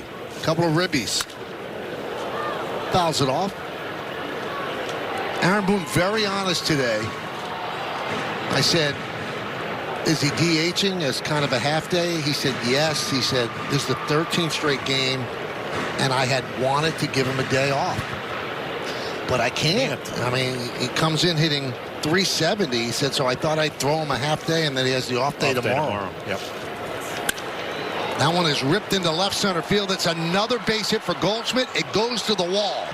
Bellinger motoring to 3rd. They're sending him home. Here's the throw. Here's the play. He's out. Great relay by the Guardians to get the speedy Bellinger at home plate. You see the tag at the end, and Hedges definitely gets him.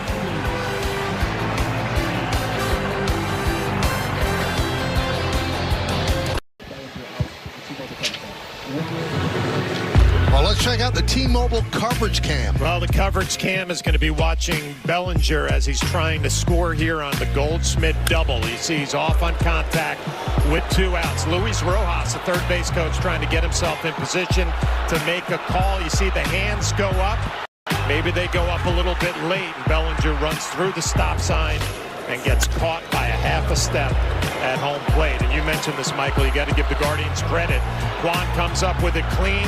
The good relay throw, the accurate throw to Hedges at the plate, and then he applies the tag. And that scored 7-6-2. Great throw by Rocchio, and a really good tag by Hedges. Yeah, as a catcher, he just taught go to the corner of the plate. And you hope you get the foot of Bellinger, and he did. 2-0 on Santana as we start at the bottom of the 6th. Santana has popped to second twice. Grounded to Cabrera. Steps and fires. One away. Guardians just seem to do the little things well, right? They don't beat themselves up in the field defensively. They make the right play, run the bases aggressively.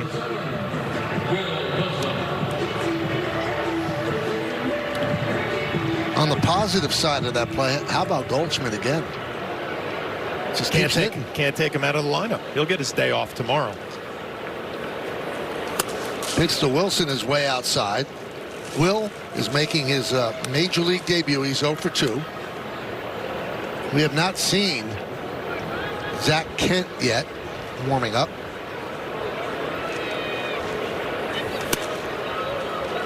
Two 2-0. Good start on Friday in Tampa, and doing a good job today. Yeah, you remember that start Friday in Tampa? The first two batters of the game were on, and then all of a sudden Rodon locked it in. Fly ball, left center, Bellinger. A little familiar in this game where he had to work the first couple of innings, and now he's just on cruise control. Now the run he gave up in the first is certainly considered unearned because of the error by Bellinger. And the official scorer did the right thing. He saw that Arias was stopping at third, if not for the error. So Arias was at second with the single, but was going to stop at third. So that error makes it an unearned run.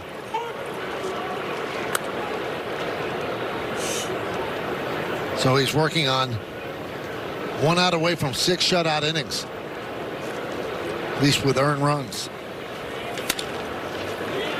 Nice play by Cabrera. Does a 360 and fires. And Martinez is out. A 1-2-3 inning for the Yankee left-hander.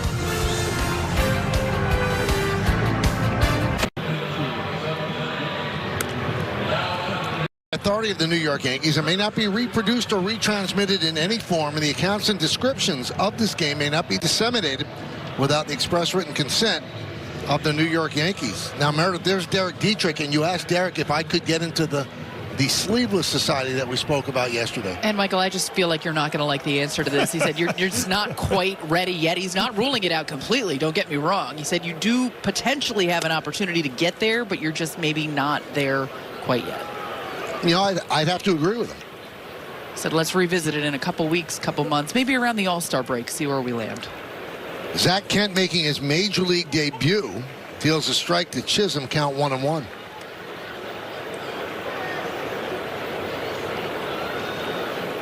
Well, the fact that he even considered it, Meredith, is a win for me. He said he sees you a lot in the hotel gym, recognizes the effort is there. Impressed with that right there, Michael. What does he have to do? Tighten up the diet? I mean, where are we at here? Where was the room for an improvement? I think Michael and Derek should speak.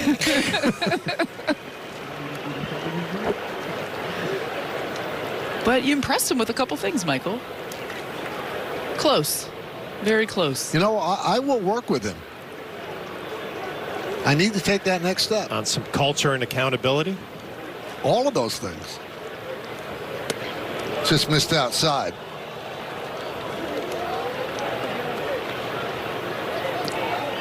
Zach Kent, 27 years old, major league debut. And that's a walk to Chisholm. He was called up Monday when the Guardians DFA Tristan McKenzie. Sitting down for the shortstop, Anthony Volpe. And that brings up Anthony Volpe, who's 0 for 3.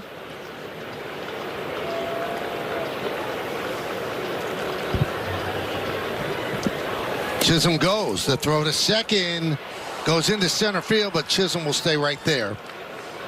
Stolen base for the Yankees second baseman. That's his 6th stolen base of the year. Has not been thrown out yet, and he just had an outstanding jump. You see he's got some momentum going towards second base. No chance for Hedges.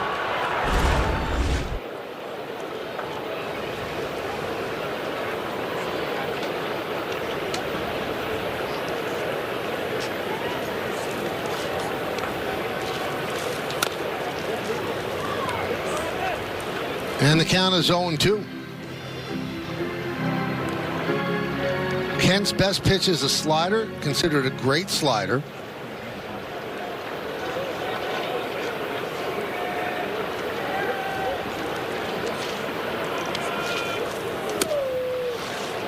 Throws the curve there. Baseball America said his slider is similar to the sliders from Clay Holmes and Jason Adam.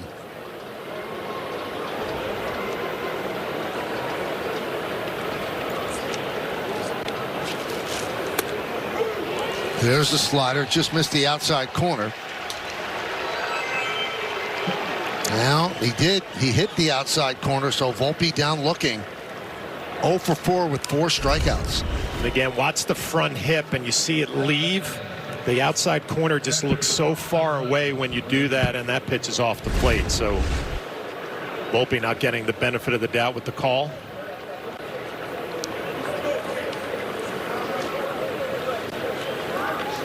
Now, if you're going to use the box that we have as sacrosanct, okay? Well, a week ago, Mark Rippinger had a perfect game. He's not having a perfect game today. No, he's not.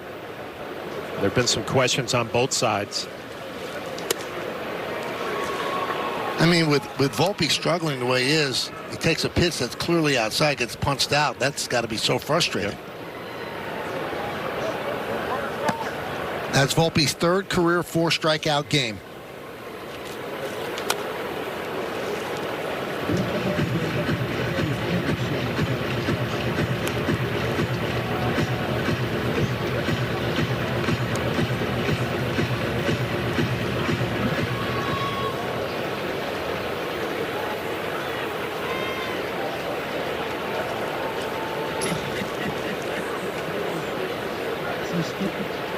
The 1-1.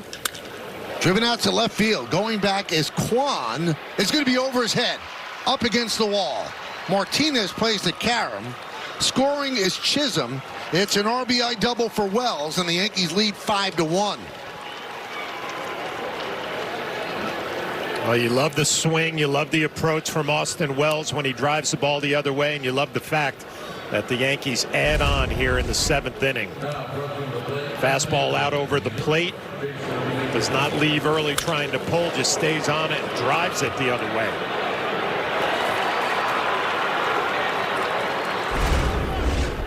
Here's Dominguez. Doubled his last time up. Batting right-handed, now back to his strong side, the left-handed side.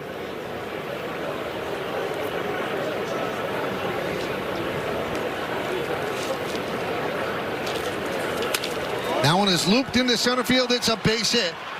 Wells is going to stop at 3rd. Coming up throwing is Martinez, cut off by Santana. So the 2nd hit for Dominguez, 3rd time he's on base. Well, his last time up as a right-handed hitter, he got a curveball and pulled it down the left field line. This time as a left-handed hitter, gets a curveball and just drives it right back up the middle. Austin Wells has to kind of freeze for a second on the line drive.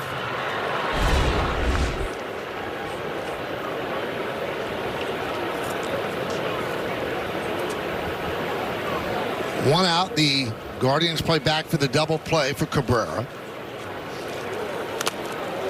0-1. Oswaldo 0 for 3 today.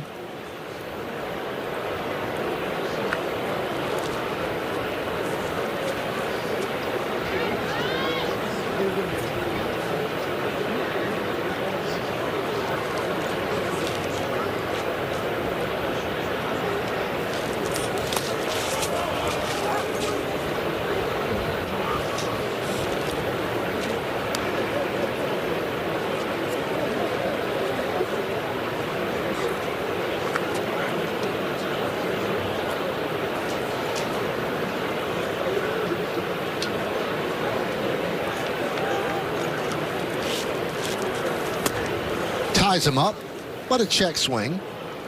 2-1. Well, Yankees doing a good job with runners in scoring position today. 5 for 15 with a couple of walks, a lot of chances. 15 at bats with runners in scoring position. Shows bunt. Takes inside.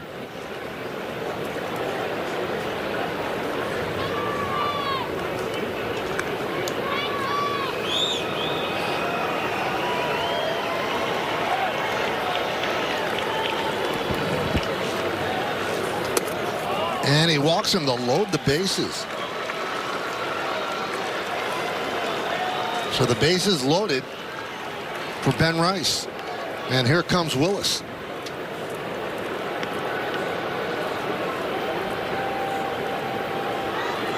Well, Ben Rice with an opportunity here to blow this one wide open.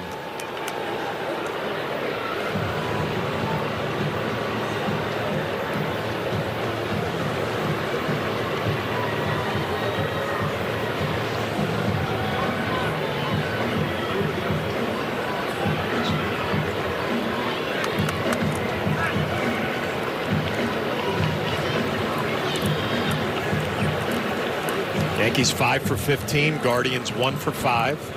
Runners in scoring position. Number 22, Ben Bryant.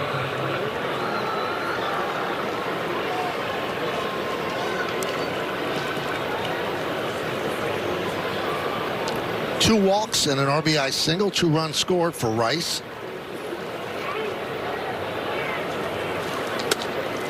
One and 0. An opportunity to blow this open right now.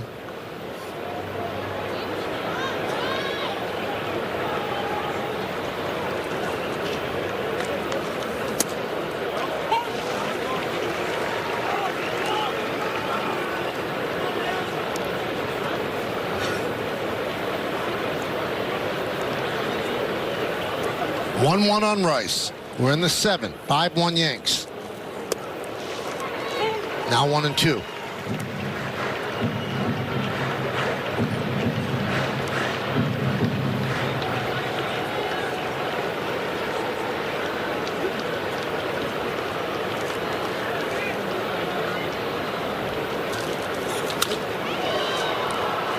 Well, yesterday, Rice led off the game with a home run, and the Yankees have had 4 leadoff home runs this year by 4 different players: Wells, Goldschmidt, Grisham, and Rice.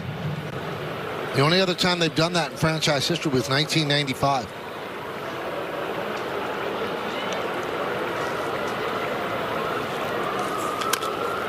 Chop, first base. Santana comes home. He gets the force. Nice play by Santana, who won a Gold Glove last year. Well, nice play by Santana coming in, and if you're Hedges the catcher, you just act like a first baseman. Collect the throw, try to get out of the way. Wells going on contact. So now Zach Kent, in his major league debut, has the bases loaded facing Aaron Judge. 0-1. Well, there's that slider you were talking about, Michael. His best off-speed pitch.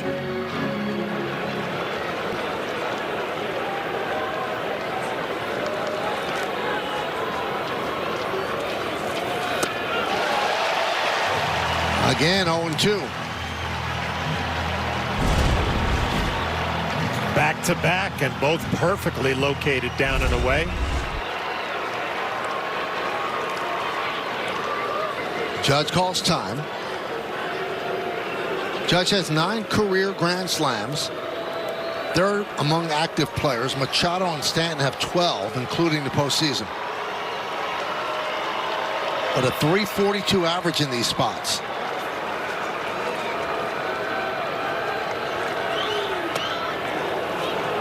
Missed with the curve. Well, as a hitter, that you get to see a pitch a couple of times now, 3 off-speed pitches in a row, you get a better feel. You pick it up out of his hand a little bit earlier.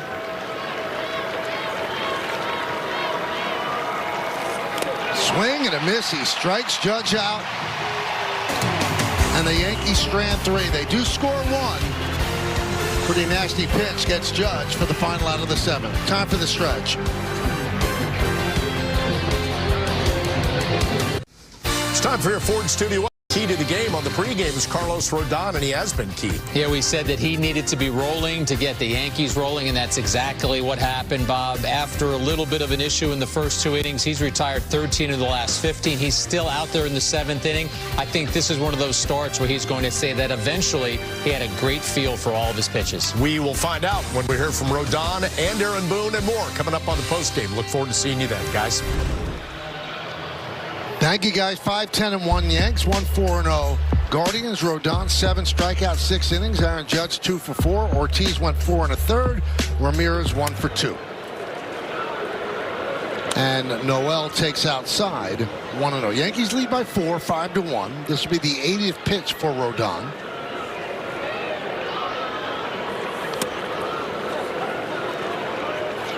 Well, just what the guys were talking about in the studio. Rodon, 34 pitches in the first 2 innings. He had 21 pitches in the second, but since then, the last 4, only 1 hit, 1 walk. Been cruising.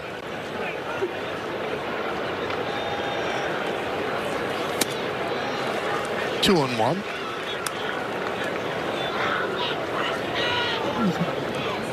Fernando Cruz and Tim Hill warming.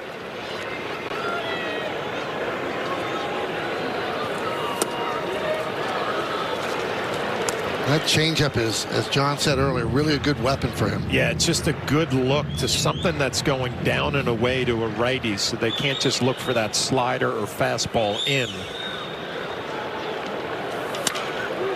Reaches out and lofts a fly ball to right center. Bellinger for the first out.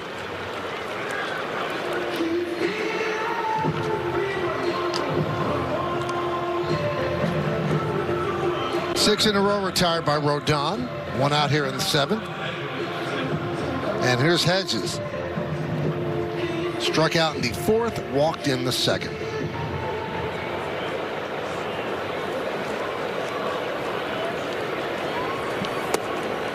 A strike. Backdoor slider.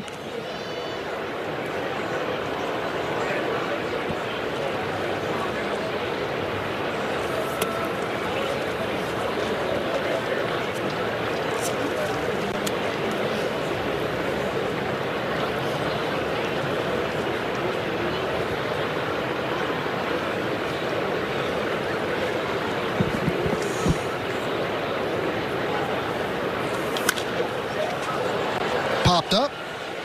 Coming in Cabrera a long way, and he makes the play right in front of home plate for out number 2. Well, good job by Cabrera being super aggressive on that. This is not an easy pop-up for a catcher to go out to the infield, turn his back to the field. So you see the third baseman, Cabrera, taking charge right away and calling for it. Good aggressive play.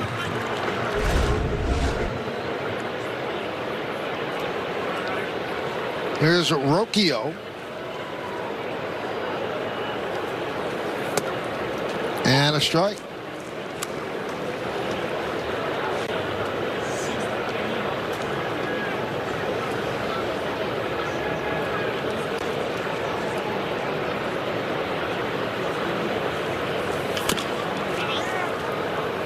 And quickly 0-2.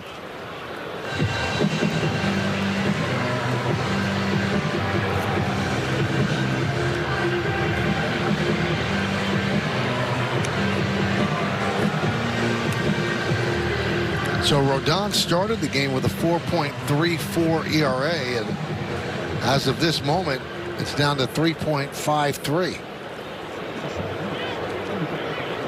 Beside that second inning, he's been very economical every single inning.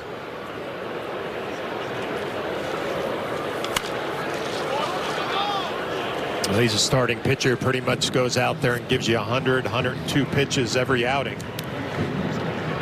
This will be pitch number 90 on the way.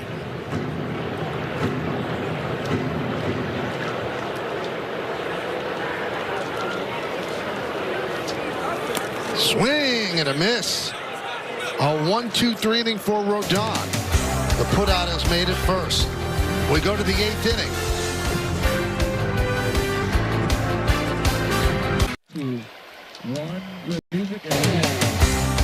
Carlos Carlos Rodon, looks like that's it for him. 90 pitches, 7 innings. Didn't allow an earned run. Just 4 hits, 2 walks, and 8 strikeouts. He got through a rocky first 2 innings and then started to dominate. Yeah, and you mentioned earlier, you know, the walk total has been a lot for him this year. He did a better job with that today and racked up 8 strikeouts. And you give him a lot of credit for kind of making some adjustments during the game to get himself straightened out from the 3rd inning on.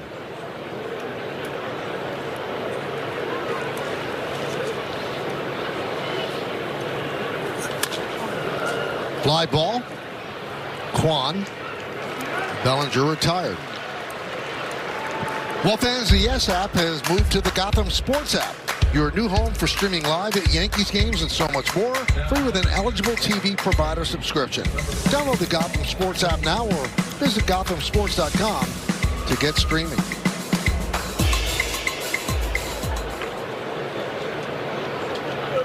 Here's Goldschmidt, 3 more hits today.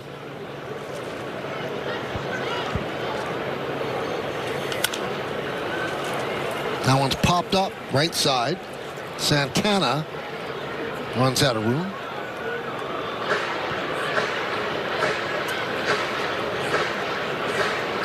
Goldschmidt now hitting .387. He's picked up 16 points with his 3-for-4 day. A couple of doubles, a couple of ribbies, a single.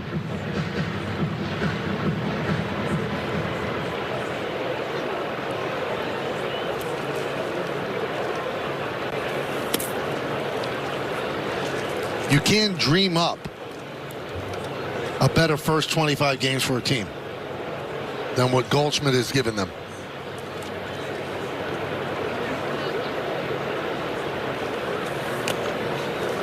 You know, it was talk during the offseason, Christian Walker, Carlos Santana, Paul Goldschmidt, and it ended up being Goldschmidt signing with the Yankees, and so far it's a perfect match. He's been great defensively and so much more than you could have hoped for offensively.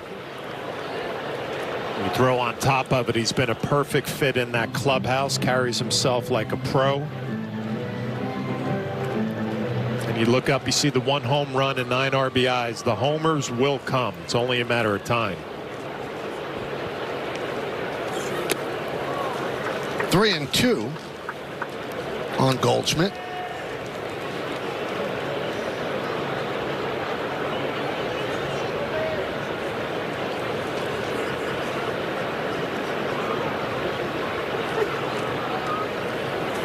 Swing and a miss. Tied him up with the sinker. Goldschmidt down on strikes. Well, the Yankees getting a look at Kent for the first time, making his major league debut. The slider's been impressive, but enough velocity to get it by a veteran hitter when maybe you're looking off speed.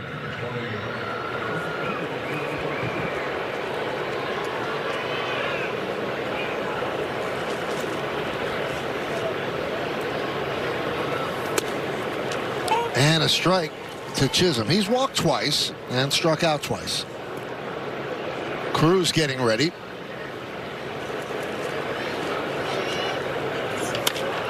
Fly ball. Right center. It's going to dunk in for a base hit. Martinez will field. So Chisholm on for the 3rd time. And that'll bring up Volpe. Couple of walks and a jam shot. Maybe the game that gets Jazz going here. Does that ball travel? Find some real estate out in right center.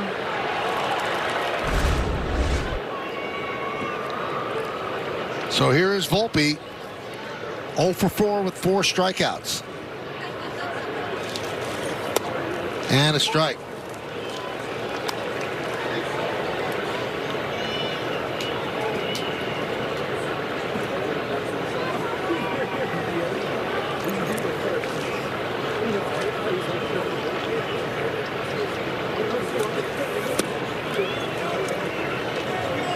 He's had 3 4-strikeout games in his career. He's never struck out 5 times in one game. In the last 16 games, 22 strikeouts and 53 at-bats. That one gets away from Hedges and allows Chisholm to go to second. Scored a wild pitch. Well, Hedges wants that fastball inside. It's just yanked down and away. Tries to backhand it. You're not going to be able to block a fastball with the velocity, so you try to backhand it. Couldn't come up with a clean.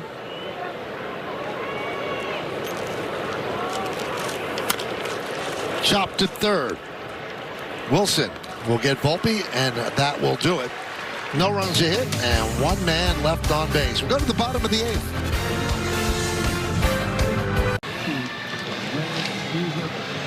Star Wars Day in Yankee Stadium on Sunday, May 4th. There'll be appearances by your favorite Star Wars characters, and the first 18,000 guests in attendance are going to receive a Giancarlo Stanton Jedi bobblehead. Tickets are going fast, so get your tickets today at Yankees.com, and May the 4th be with you. We go to the bottom of the eighth inning. Yankees lead 5-1 on the Hyundai scoreboard. A new pitcher for the Yanks, Fernando Cruz.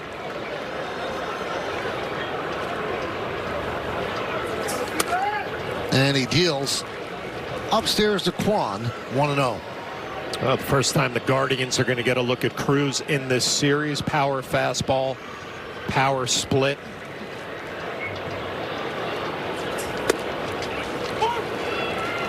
I asked Aaron Boone the other day, is there anybody who loves being a Yankee more than Cruz? Because there are others that you could say love it just as much, but anybody more than Cruz? And he laughed and he said, I don't think so. I can't think of anybody. He said, and it started when we called him and told him he was a Yankee. He said he was just giddy. It's his team.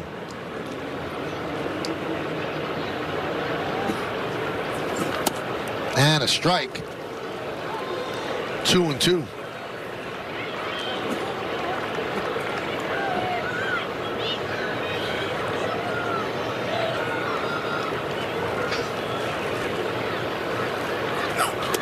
Swing and a miss. There's that pitch. To paraphrase Mark Jackson, there's that pitch again. Aaron Boone has mentioned major league hitters and how bad they look on this pitch with the swings and misses. That's Stephen Kwan, who's hitting .340 coming into this game. We told this story the other day that Boone, stands next to Brad Ausmus, his bench coach, and they just look at each other. They've got about 25, 26 swings and misses on the Cruz splitter. That they've never seen swings and misses that bad, that missed the ball by that much. And coming over in that trade, there was a lot of talk about the split and all the swings and misses. Chisholm. But he's been able to throw the ball over the plate to get ahead in counts to pick up all those strikeouts. 2 quick outs here in the eighth.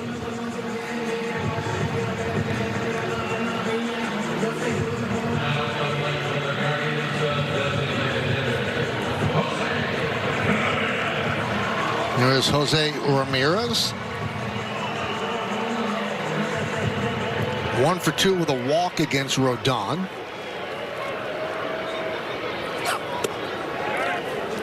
Could not hold up on the splitter. 0-1.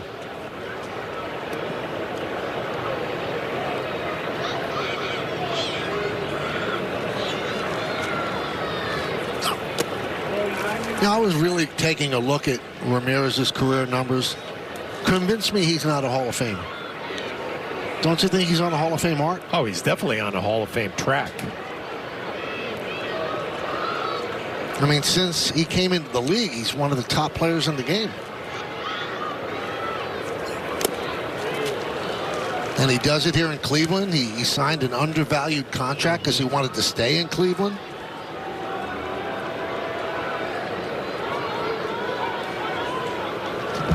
One and 2. And there's that splitter again. Another strong inning for Fernando Cruz. They go down 1-2-3. Yankee, John and I do not know who this is. Those are the clues. Let's have the big reveal. Joe Gordon. Oh, we've got tape of Joe Gordon. Wow. Gordon picks up his favorite New York play. Joe Gordon follows with a single delay. That leaves Kelp with Joe Gordon. He's a great player. But we didn't get it. So we were 6 with the Yankees and 4 with the then Indians. Kent still in there. And the count quickly 0-2 on Wells. 11 big league seasons, 5-time world champion, MVP in 1942, and went into the Baseball Hall of Fame in 2009. Popped up, long run, and Wilson can't make the play. Playing in his first big league game, he cannot make the play on that foul ball.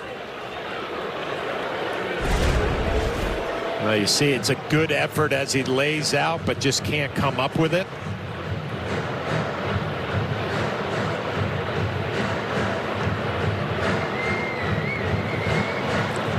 And your first big league game, you caught a no-hitter. And lost. But you caught a no-hitter.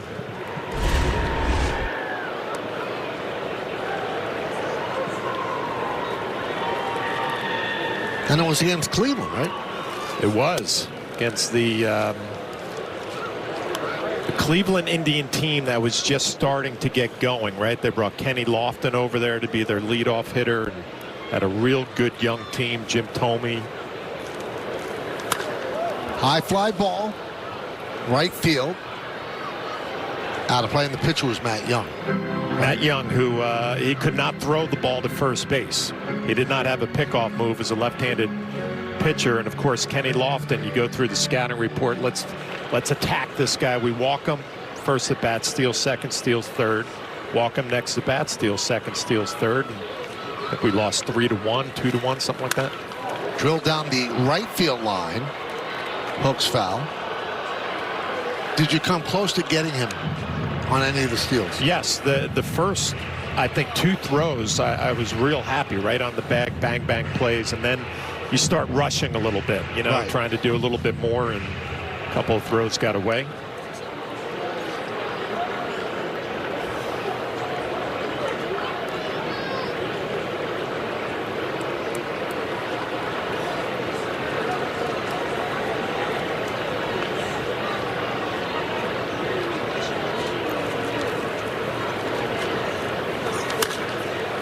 High pop-up on the right side.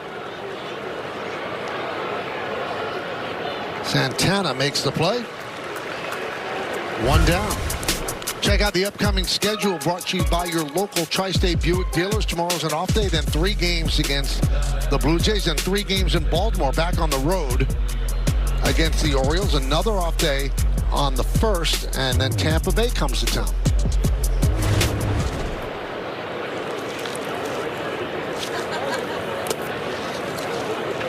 Dominguez takes low. So I have a question for you. Joe Gordon, we just spotlighted him, named the Yankee. He's number 6 with the Yankees, but his number was not retired, right? Because Joe Torre wore it and then retired the number after that. Well, a lot of people. I mean, Roy White wore 6. Ken Griffey Sr. wore 6. I believe Bobby Brown, Dr. Bobby Brown, wore 6.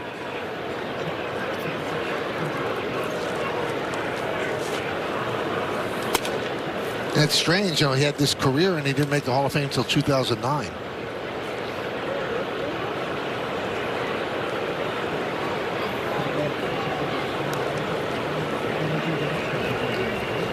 "11 years and 9 of the years for Joe Gordon, he made the All-Star team."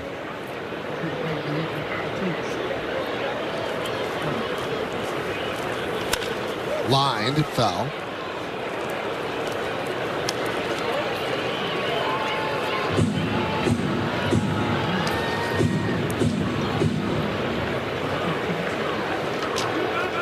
And another guy who wore 6 was Andy Carey. It's a good number.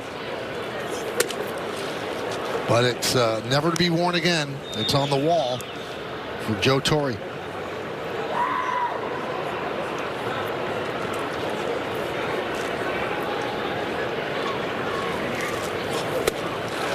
As Dominguez goes down on strikes.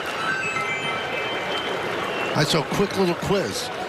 The lowest number that's not retired. 9? No, that's Maris.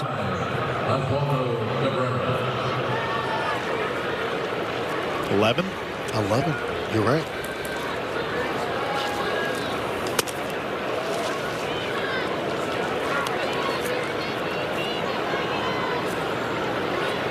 And we're not counting 0, because Bob Shepard used to tell me 0 is not a number. So whenever he would announce somebody with 0, he would never say number 0. He'd say now batting 0.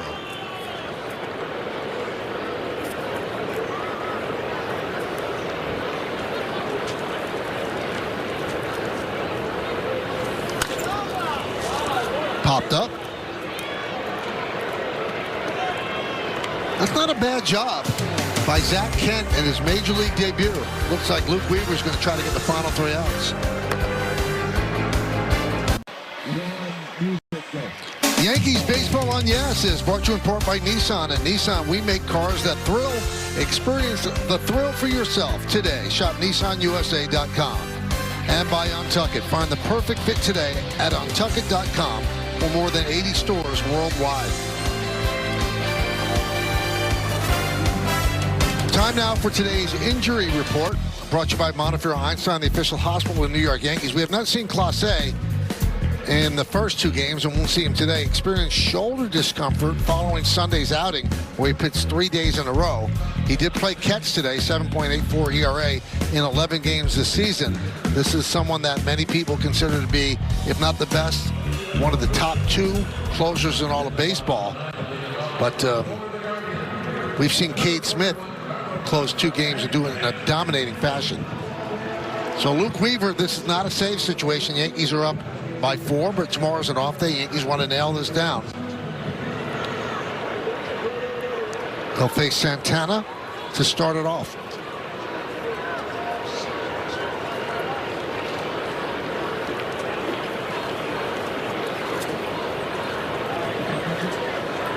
Let's check out the bullpen budget, brought to you by Citizens. Make sense of your money with Citizens. Well, they used Weaver, Leiter, and Hill yesterday. Only had to use 1 pitcher on Monday. That's Ryan Yarbrough. Yeah, the 12 pitches last night for Luke Weaver, so he's in good shape to finish this one up this afternoon. Now, we have not seen Devin Williams since Saturday when he blew a 4-run lead in the 9th inning. So they don't want to take a chance, bring him in now to get some work. So he's going to have a long stretch off before Friday's game.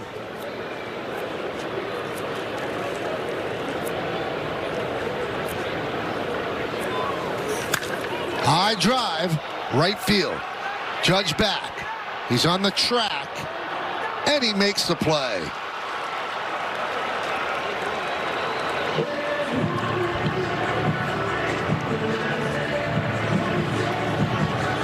So Santana gave it a ride.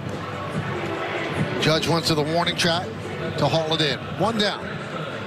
Here's Will Wilson, major league debut, 0 for 3.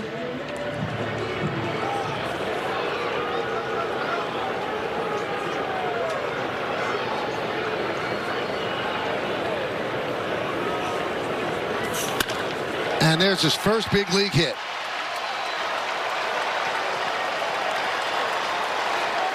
I'm sure they'll get that baseball for him. The whole Guardian dugout is calling for it. Well, they can't take it away from you. Your first major league hit, you're going to have that baseball waiting for you in your locker. All of that hard work through high school, college, minor leagues pays off with that 1 swing of the bat.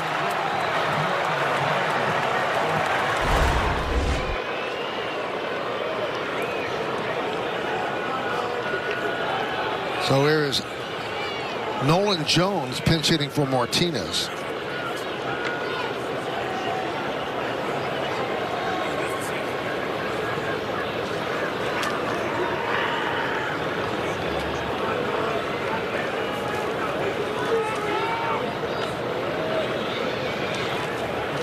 You know, I have one more number 6 that I left out. Mickey Mantle. Mickey Mantle started his career with 6, got sent down. Then when he got brought back up, they gave him 7. Devin Williams is up.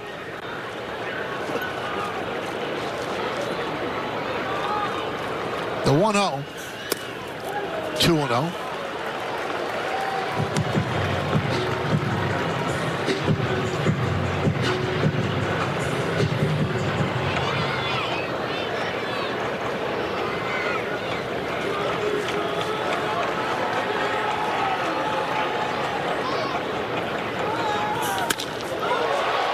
Fly ball deep to center. Bellinger back on the track. He'll make the play for out number 2. Well, after the final out, get highlights, analysis, clubhouse interviews, and we'll hear from the manager. Plus, a look ahead to the series with the Blue Jays. It's all coming up on the W.B. Mason Yankees postgame. Well, some good swings against Luke Weaver, but the ball not carrying. Jones, he thinks he's got this one. Luke Weaver looking on with a little bit of concern, not happy with his location, but he got away with it.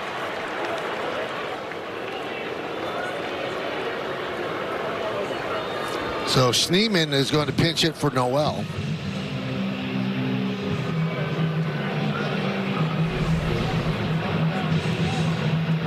There has not been that much hard contact against Weaver this year, and that's why this inning's kind of odd. Yeah, it's strange, and he's coming right at the Guardians with his good fastball with a 4-run lead. They've had some good swings, just nothing to show for it.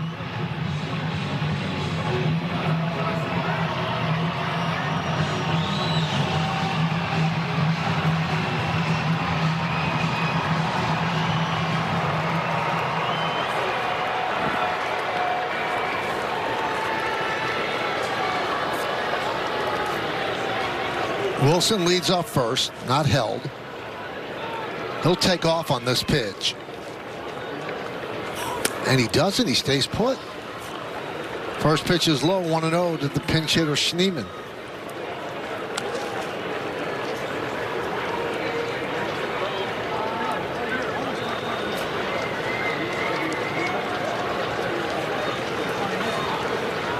Yankees lead 5-1. Now he goes. So he'll take second on defensive indifference. 2-1 count on the pinch hitter. Yankees trying to avoid being swept in a series of 3 or more games in Cleveland for the first time in 55 years. It happened in 1970. Has not happened since. But Weaver's trying to make it interesting in the count 3-0. Well, unusual to see this from Luke Weaver, usually pitching to the corners, pounding the strike zone. And Zardo be a pinch hitter waiting on deck.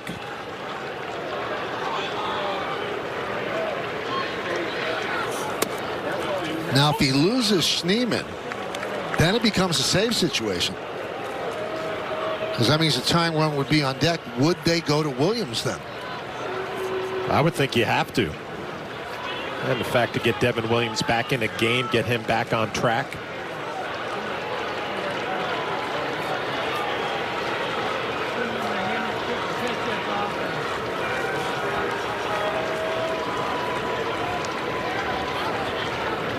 The 3-1.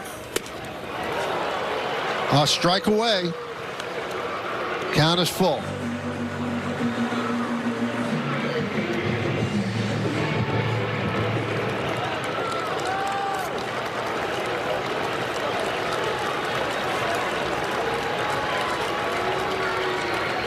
And the pitch. Fly ball. Deep center. Going back. Bellinger. And he makes the play to end the game. The Yankees win 5-1. 3 warning track fly balls against Weaver. Made you held your breath, but the Yankees do salvage the final game. They win 5-1. Well, a lot to like about this win if you're the New York Yankees. And the final play, Bellinger gets fooled a little bit, gets caught flat-footed, and then is able to make a nice over-the-shoulder catch to end this one. It started with Rodon. Cruz pitched an inning. Weaver got hit around a little bit in the ninth. Some hard contact. But at the end of the day, the Yankees able to take the final game of this series and enjoy that off day tomorrow. That's not celebration right there. That's just exhaling. So Weaver gets the final 3 outs. The Yankees get a 5-1 victory. He'll come back with awards in the postgame after that.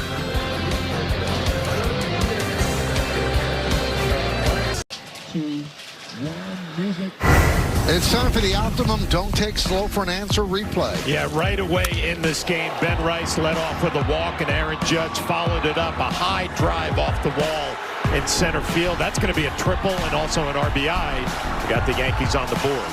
And that makes us go right to the Cadillac drives of the game. Our Cadillac drives of the game. Paul Schmidt, or Goldschmidt, is responsible for all 3 of these.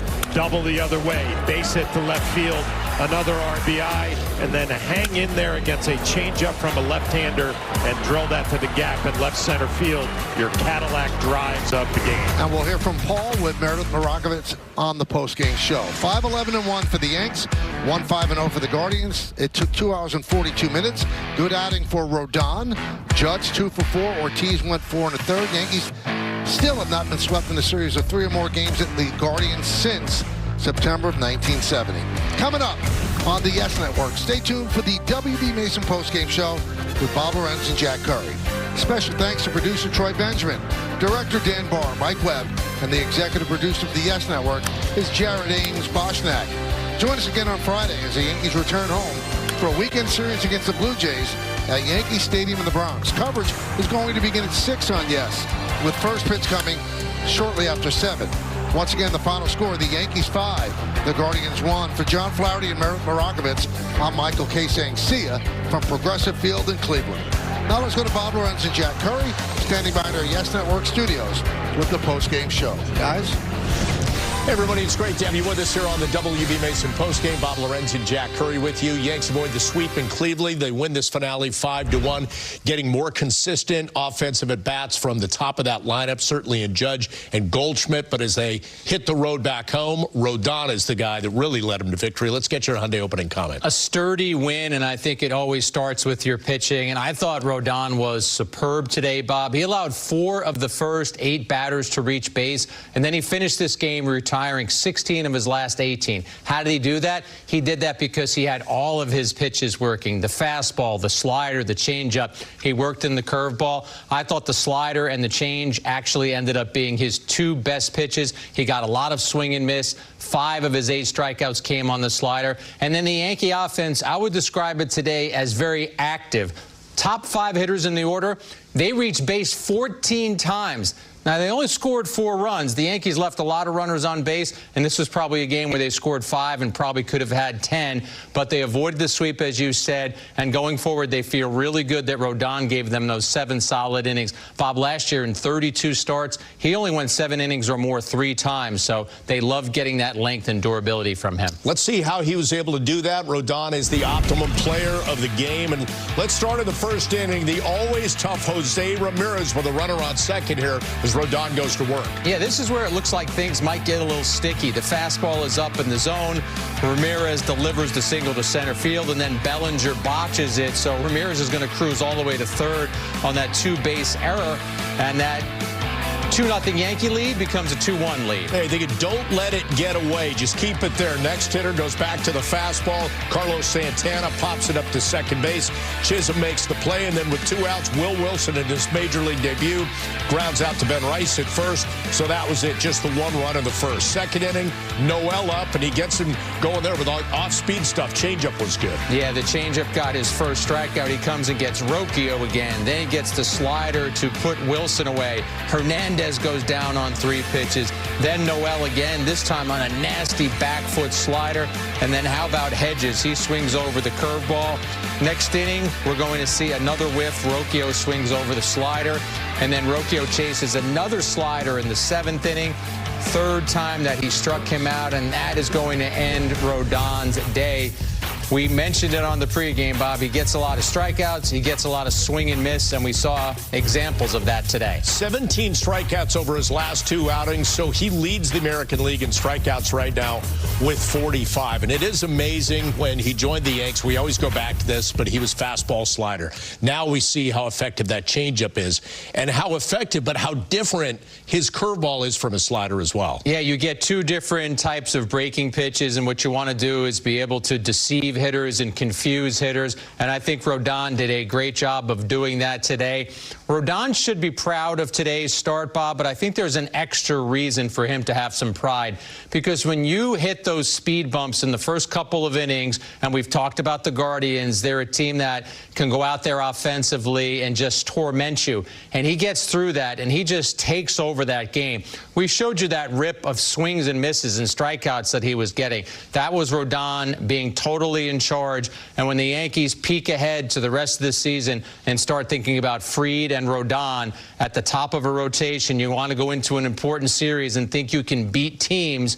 You want to believe in your starting pitching, and they believe in what Rodon did today. His last two outings, no earned runs. The one today was unearned. Now let's talk about the offense. You always talk about punching first, and that's what the Yankees did. As we get to the highlights, brought to you by your local Ford stores. And Ben Rice leading off today, playing first. He leads off with a walk, and then up comes Aaron Judge. I said, how are they going to pitch Judge? Well, how about a first pitch cutter? That Judge almost hits out of the ballpark. It hits high off the center field wall. Judge is going to coast into third with a triple. Rice, of course, scores. He didn't coast. He ended up sliding. The Yankees lead 1-0. Two batters later, Paul Goldschmidt up runners at the corners. 3-2 cutter flying out to deep right center. And this one just about out. Within a couple feet, it's off the wall. Judge scores easily. Goldschmidt's at second with an RBI double. That makes it 2-1 Yankees. And then it got to 2-1, as we know. We detailed that in the first, but they go back to work in the second. Yeah, Dominguez is on second base after a walk and a stolen base, and Ben Rice just keeps on hitting. Lines a single off Santana's glove at first. Dominguez scores 3-1 Yankees. And then 3-1 becomes 4-1 because Goldschmidt paying off again. This time the pull to left field. Yeah, he got a changeup. The changeup for a period of time was successful for Ortiz. Goldschmidt negating it there makes it 4-1 Yankees. And Zach Kent comes in, his debut for the Guardians, and Wells, with a man on second, drives that fastball over Kwan's head. Jazz Chisholm scores on the RBI double. That made it 5-1 Yankees, Bob, and that's how it ended. Memorable moments presented by Prevagen. Major League average leaders this season. Aaron Judge today, after two more hits, he's at 415. But Goldschmidt goes 3 for 5 with 2 doubles and a single. He is at 383, the top 2 averages in the major leagues. Right after the game, Meredith Marakovich talked to Goldschmidt on the field. Paul, with offense a little tough to come by yesterday, how much of a boost was it for this team for you guys to strike first? Yeah, it was good to get out and get some runs early, and then Carlos did a great job. So, you know, I know we didn't score a ton of runs the first couple games, but we were still having good at-bats, a couple of close games that we were maybe one swing away from winning. So we came in here confident and just an overall good game. You drove in runs in your first 2 at-bats. What allowed you to see Ortiz well early? I don't know. I got behind 2 strikes both at bats, so just was trying to keep it simple.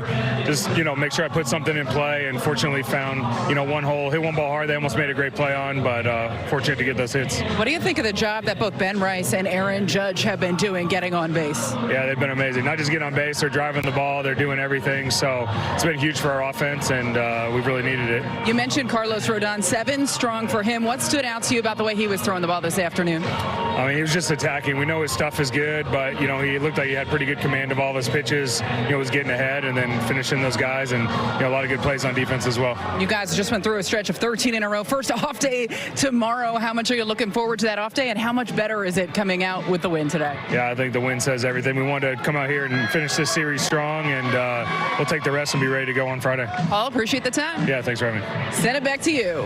Meredith, thank you again. To your point, top 4 in the lineup, goes 7 for 16. But Goldschmidt in that cleanup spot, he does continue to clean up. And, Jack, he shows us that opposite field power all the time. Yeah, long at-bat in the first inning. He finally takes that 3-2 cutter off the fence. It's going to go for an RBI double. His next at-bat, this time it's the changeup, and he drives that the other way, delivers another run. And just for good measure, in the 6th inning against the lefty, he gets another changeup and sends that into the gap. So you talk about a professional hitter with a great approach.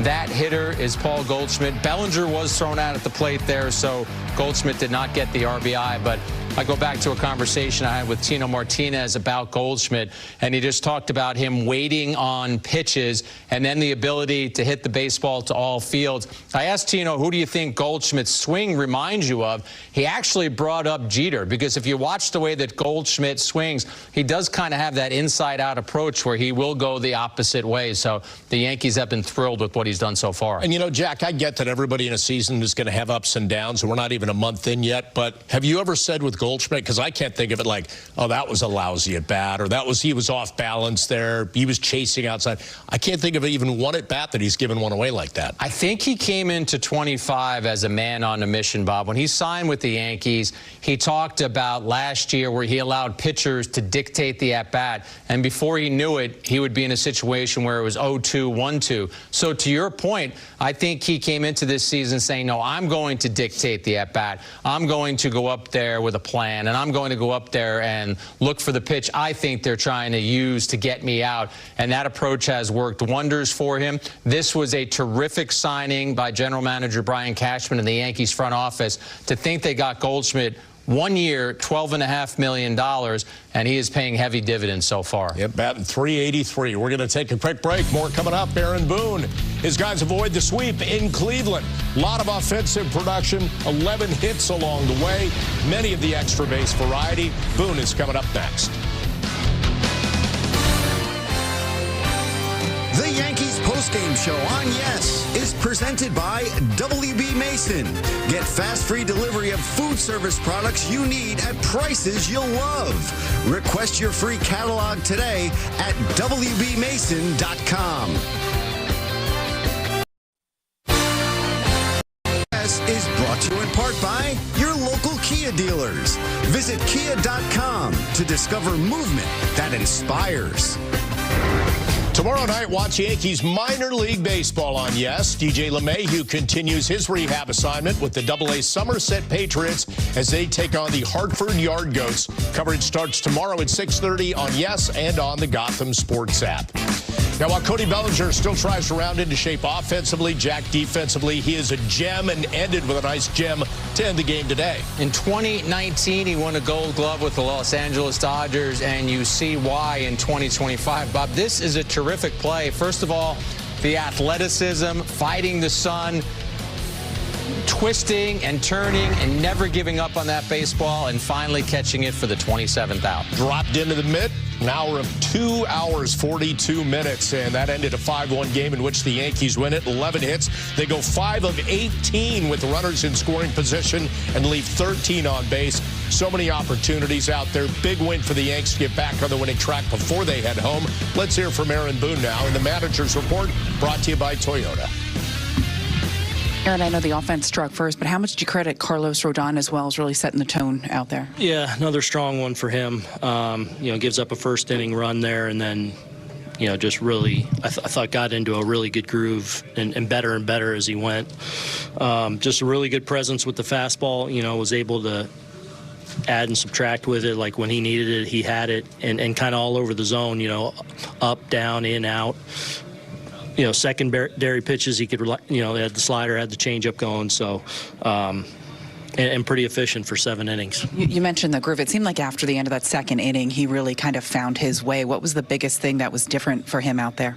Yeah, I mean, not quite sure. I just think he got in that rhythm and really started, getting ahead of guys. Some of the balls that were put in play were put in early counts, so just got into a really good rhythm.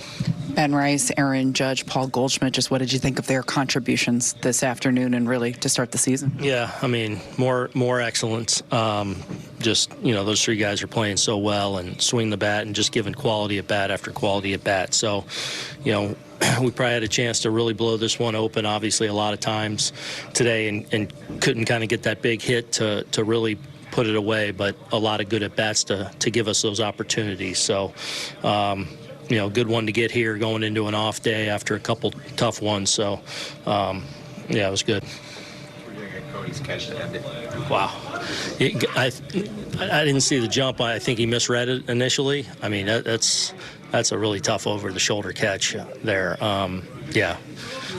Usually he gets there, gets his hands on it, he makes the play, but that was a pretty good one. What do you make of that inning from Weaver? I mean, he still hasn't given up a run all year. Yeah.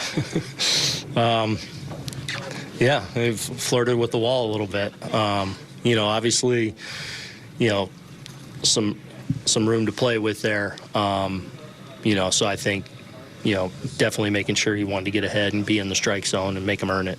They get one there. Are you bringing in Williams? Got one or two there? You bringing him up? We got him up, so just reading the situation. Aaron, after Judge goes 4 for 4 last night, triples in his first at bat, singles in his second at bat, just what are you thinking in the dugout? I'm thinking. I was thinking he's going to walk off this next guy, and he sure did. He did throw. I thought it was going to be four balls, but it was 4 balls, but no strikes. He threw a strike in there. He never ceases to amaze with what he does up there. Speaking generally, how do you feel like your team's playing?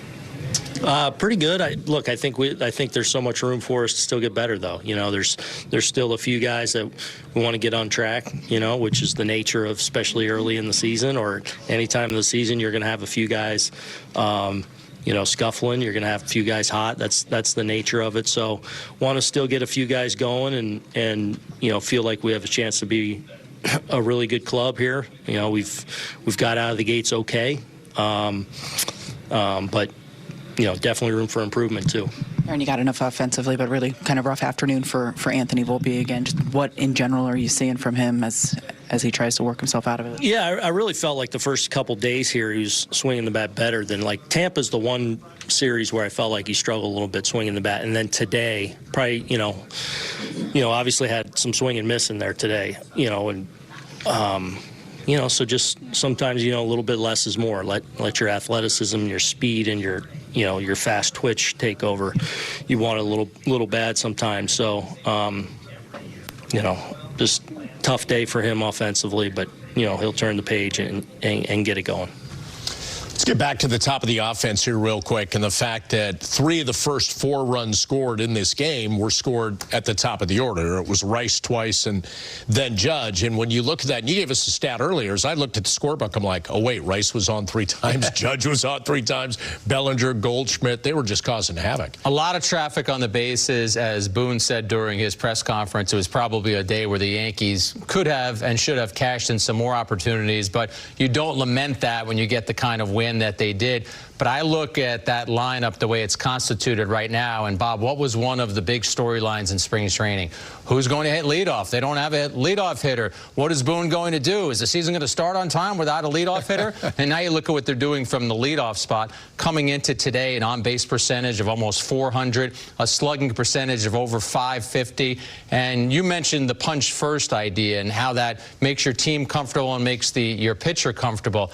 Those first 2 at-bats, or first 2 plate appearances from Rice, Judge, and Goldschmidt, it was single, RBI triple, RBI double. Then it was RBI walk, single, RBI single. So they just put the pressure on early, and because of the way Rodon pitched, that ended up being enough. Yeah, we're going to talk about Rodon in a second, but to your point, they score 2, he gives back 1, but once they scored 2 more, it's like Rodon was like, okay, you got me, now I got you. Yeah, he got over his own little hurdle that he had to get over early in the game, and whatever feel for his pitches he might not have had early, because the Yankees did give him that offensive cushion, he was able to get through and then just sail from innings 3 through 7. All right, so stick around. We're going to take a look at that. More on Rodon. We'll hear from him as well as he picks up the win today. Yankees leaving Cleveland with a 5-1 victory.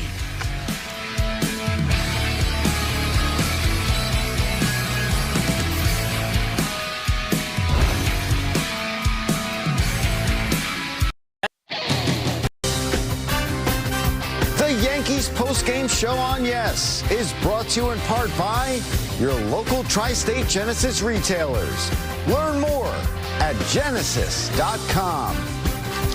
A Friday on Yes, the Yankees and Blue Jays kick off a 3-game set in the Bronx, and tune in at 6 o'clock for a special all-access batting practice show as Meredith Marakovitz hosts live from the field with player interviews and special features, including Mayor on the Move. Don't miss BP All Access Friday at 6 on Yes and the Gotham Sports app.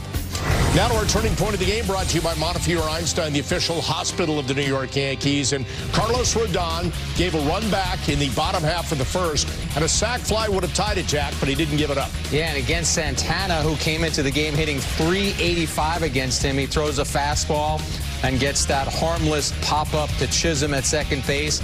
Now he knows he's 1 out away from getting out of this spot. He goes to the changeup.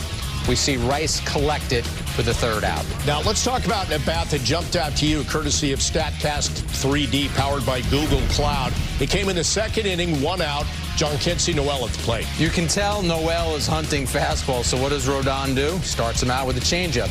Now he throws another changeup. Noel fouls that off. Noel must be thinking he's not going to go 3 in a row, is he? Throws that one and misses. What's he going to do at this point? It's 1-2. Comes back with another changeup. You could see that he befuddled Noel.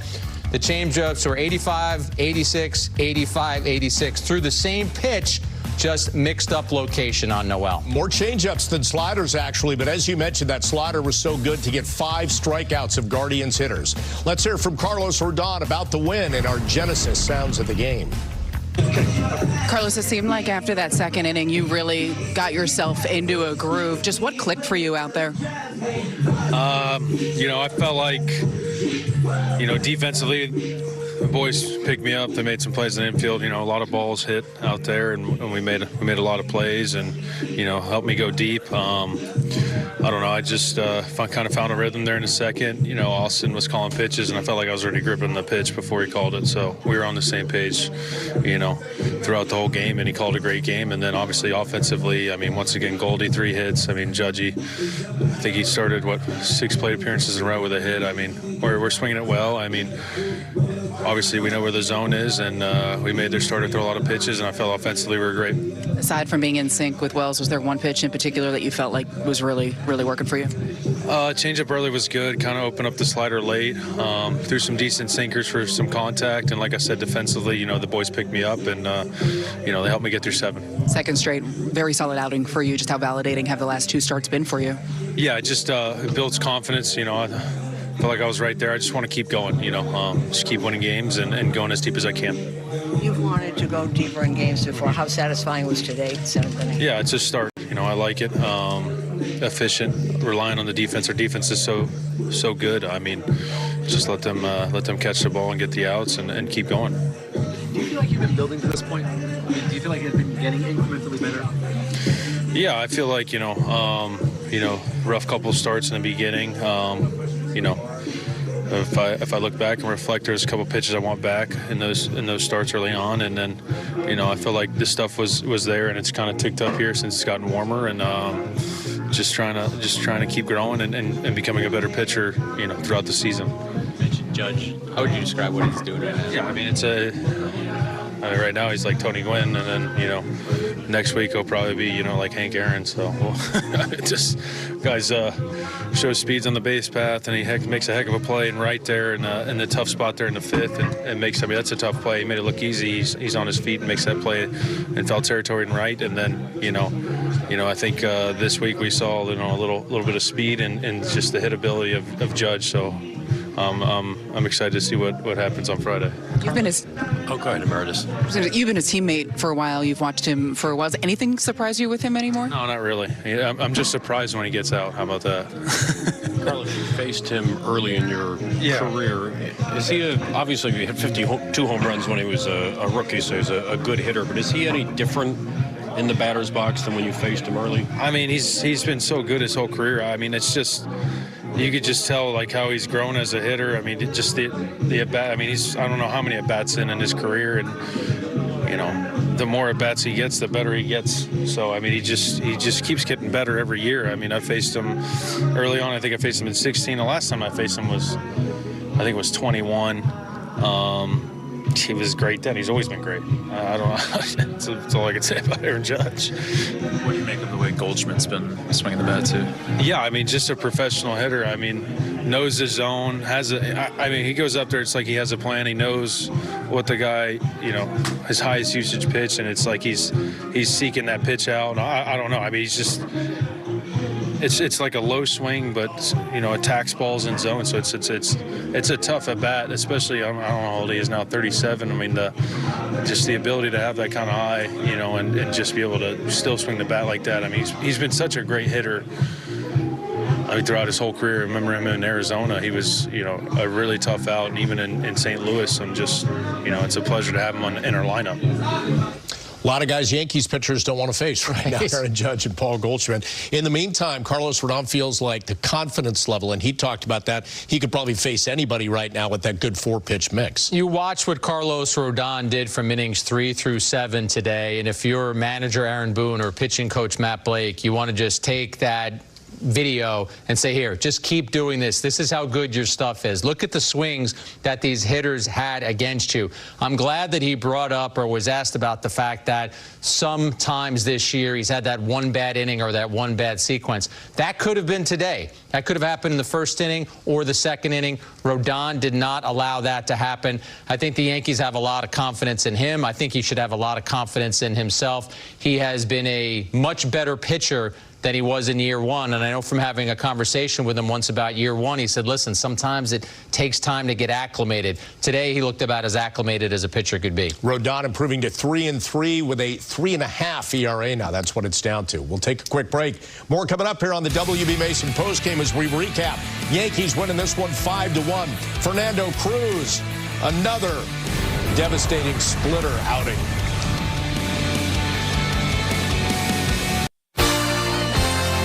The Yankees postgame show on Yes is brought to you in part by EEP Law, New York City's powerhouse firm for victims.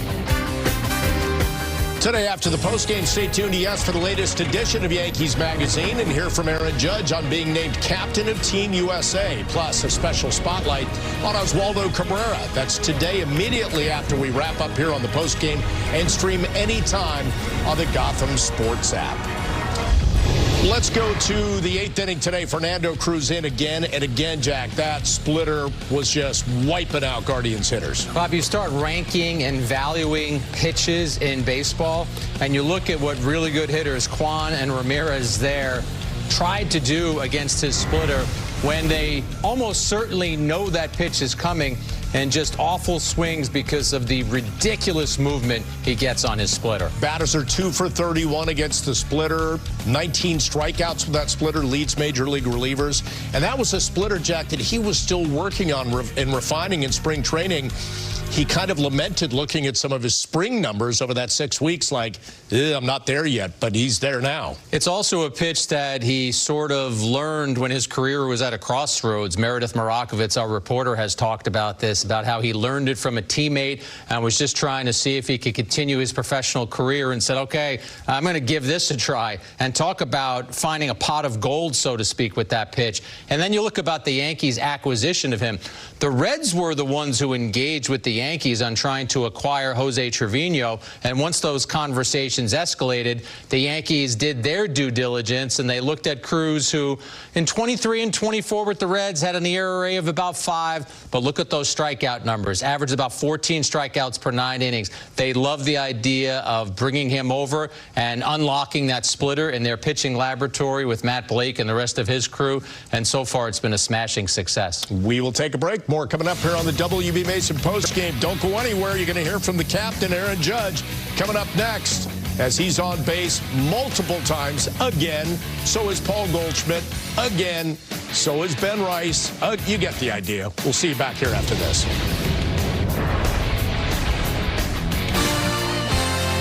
The Yankees postgame show on Yes is brought to you in part by Audi, the official luxury vehicle of the New York Yankees. Visit your tri-state Audi dealer today.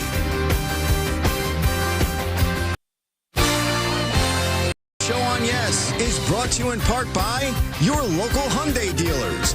There's never been a better time to test drive that Hyundai you've always wanted. Visit HyundaiUSA.com today. A lot of good numbers in the Yankees box score again as they win the series finale in Cleveland 5-1. Again, the top 4 going 7 for 16 with 4 runs batted in and 3 runs. Aaron Judge has 2 of those hits, plus he was on base a 3rd time with a walk. Let's hear from Aaron Judge about the game, the win, and Carlos Rodon. Aaron, what did you think of the job Carlos did on the mound this afternoon? Incredible, incredible. Attacking the zone, getting ahead. You know, especially with this lineup, they're going to drive the ball over the park. So it's tough to navigate through this lineup. So he did a fantastic job this afternoon, just attacking the zone, using all his pitches, and kind of keeping them off balance. Aaron Boone kind of joked about Luke Weaver there in that ninth, saying he flirted with the wall a little bit, but overall to start this season, he's had a lot of success. Just what have you thought of him to start and what he's brought to the table again this year? Incredible. Just a guy that every year trying to improve. We came over here when we got him from Cincinnati a couple years ago, and since day one he's tried to pick any information he could, any way he can get better, and he's been kind of that stable piece for us down there at the back end of the bullpen. So it's been fun to watch. He flirted with the wall a couple times, but the wind was on our side that time. What is the confidence like when he gets the ball late in the game? Oh, we love it. Especially him, Devin, all those guys in the back end. They go out there, they attack the zone, they do their thing. Game's gonna be over quick. You talked about Goldschmidt being a pro. Just what is it like having him in the lineup, hit behind you? It's huge. Makes my job easy. Just try to get on first base. I know he'll knock me in or do something special, but also having him, just like with Big G, there's someone to talk to, kind of go through scouting reports, what you're thinking, what's he gonna try to do this time. He's a pro. He takes notes. He remembers at bats even from a couple years ago. Or it's impressive the knowledge this guy has. So we're lucky to have him. Your last April went differently than this April. What do you feel like is different for you? Hitting them where they're not, making contact. It's baseball. You're going to have that. You guys will be talking to me in June where, we have a tough month. I'm going to tell you the same thing. So it's just about just trying to keep everything simple. Just not trying to do too much. I really don't have an answer for you right now. It's just, I wanted to come in this year and have a better April than I did last year. So just try to keep that going. So playing off that response, I'm going to go back to the question that Carlos Rodon was asked, because he pitched against Judge when Judge was a young hitter back in 2017 and 18. How has he changed? How is he different? Well, if we thought about the Judge that would struggle and strike out at times, there was a little dead zone maybe away with a slider, that sort of thing. We showed that one sort of heat map of him today, and it was like there are no holes anywhere right now. He swings at strikes, Bob. He doesn't chase the way he did earlier in his career. We've talked about it so much. He's not just a great power hitter. He's a great hitter. And how do you become a great hitter? Well, you've got to counter what pitchers are trying to do to you. So Aaron Judge knows exactly what pitchers are trying to do to him. They're going to throw pitches low in the zone, or they're going to throw pitches away, like you talked about, breaking pitches to try and get him to chase. I always am intrigued by his answers. He's never going to say anything about how great he is doing. He always talks about the team, but he's off to a marvelous start. And we're looking at some of what he did today, Bob. First pitch cutter there to get things started. But I also found it interesting that he's the second player from the clubhouse, Rodon being the other, who also brought up the professionalism of Goldschmidt and how Goldschmidt takes notes on pitchers and talks hitting, and how Judge says he has benefited from having Goldschmidt as a teammate. I'm sure the feeling is mutual. I'm sure Goldschmidt would say the same thing about Judge. Yep, there is no doubt about that. All right, we'll take one final break here on the WB Mason postgame. We got Jack's Yes Press headline coming up, and then we'll look ahead to Friday as the Yanks open a series against the Blue Jays with Carlos Carrasco on the hill. Stick around.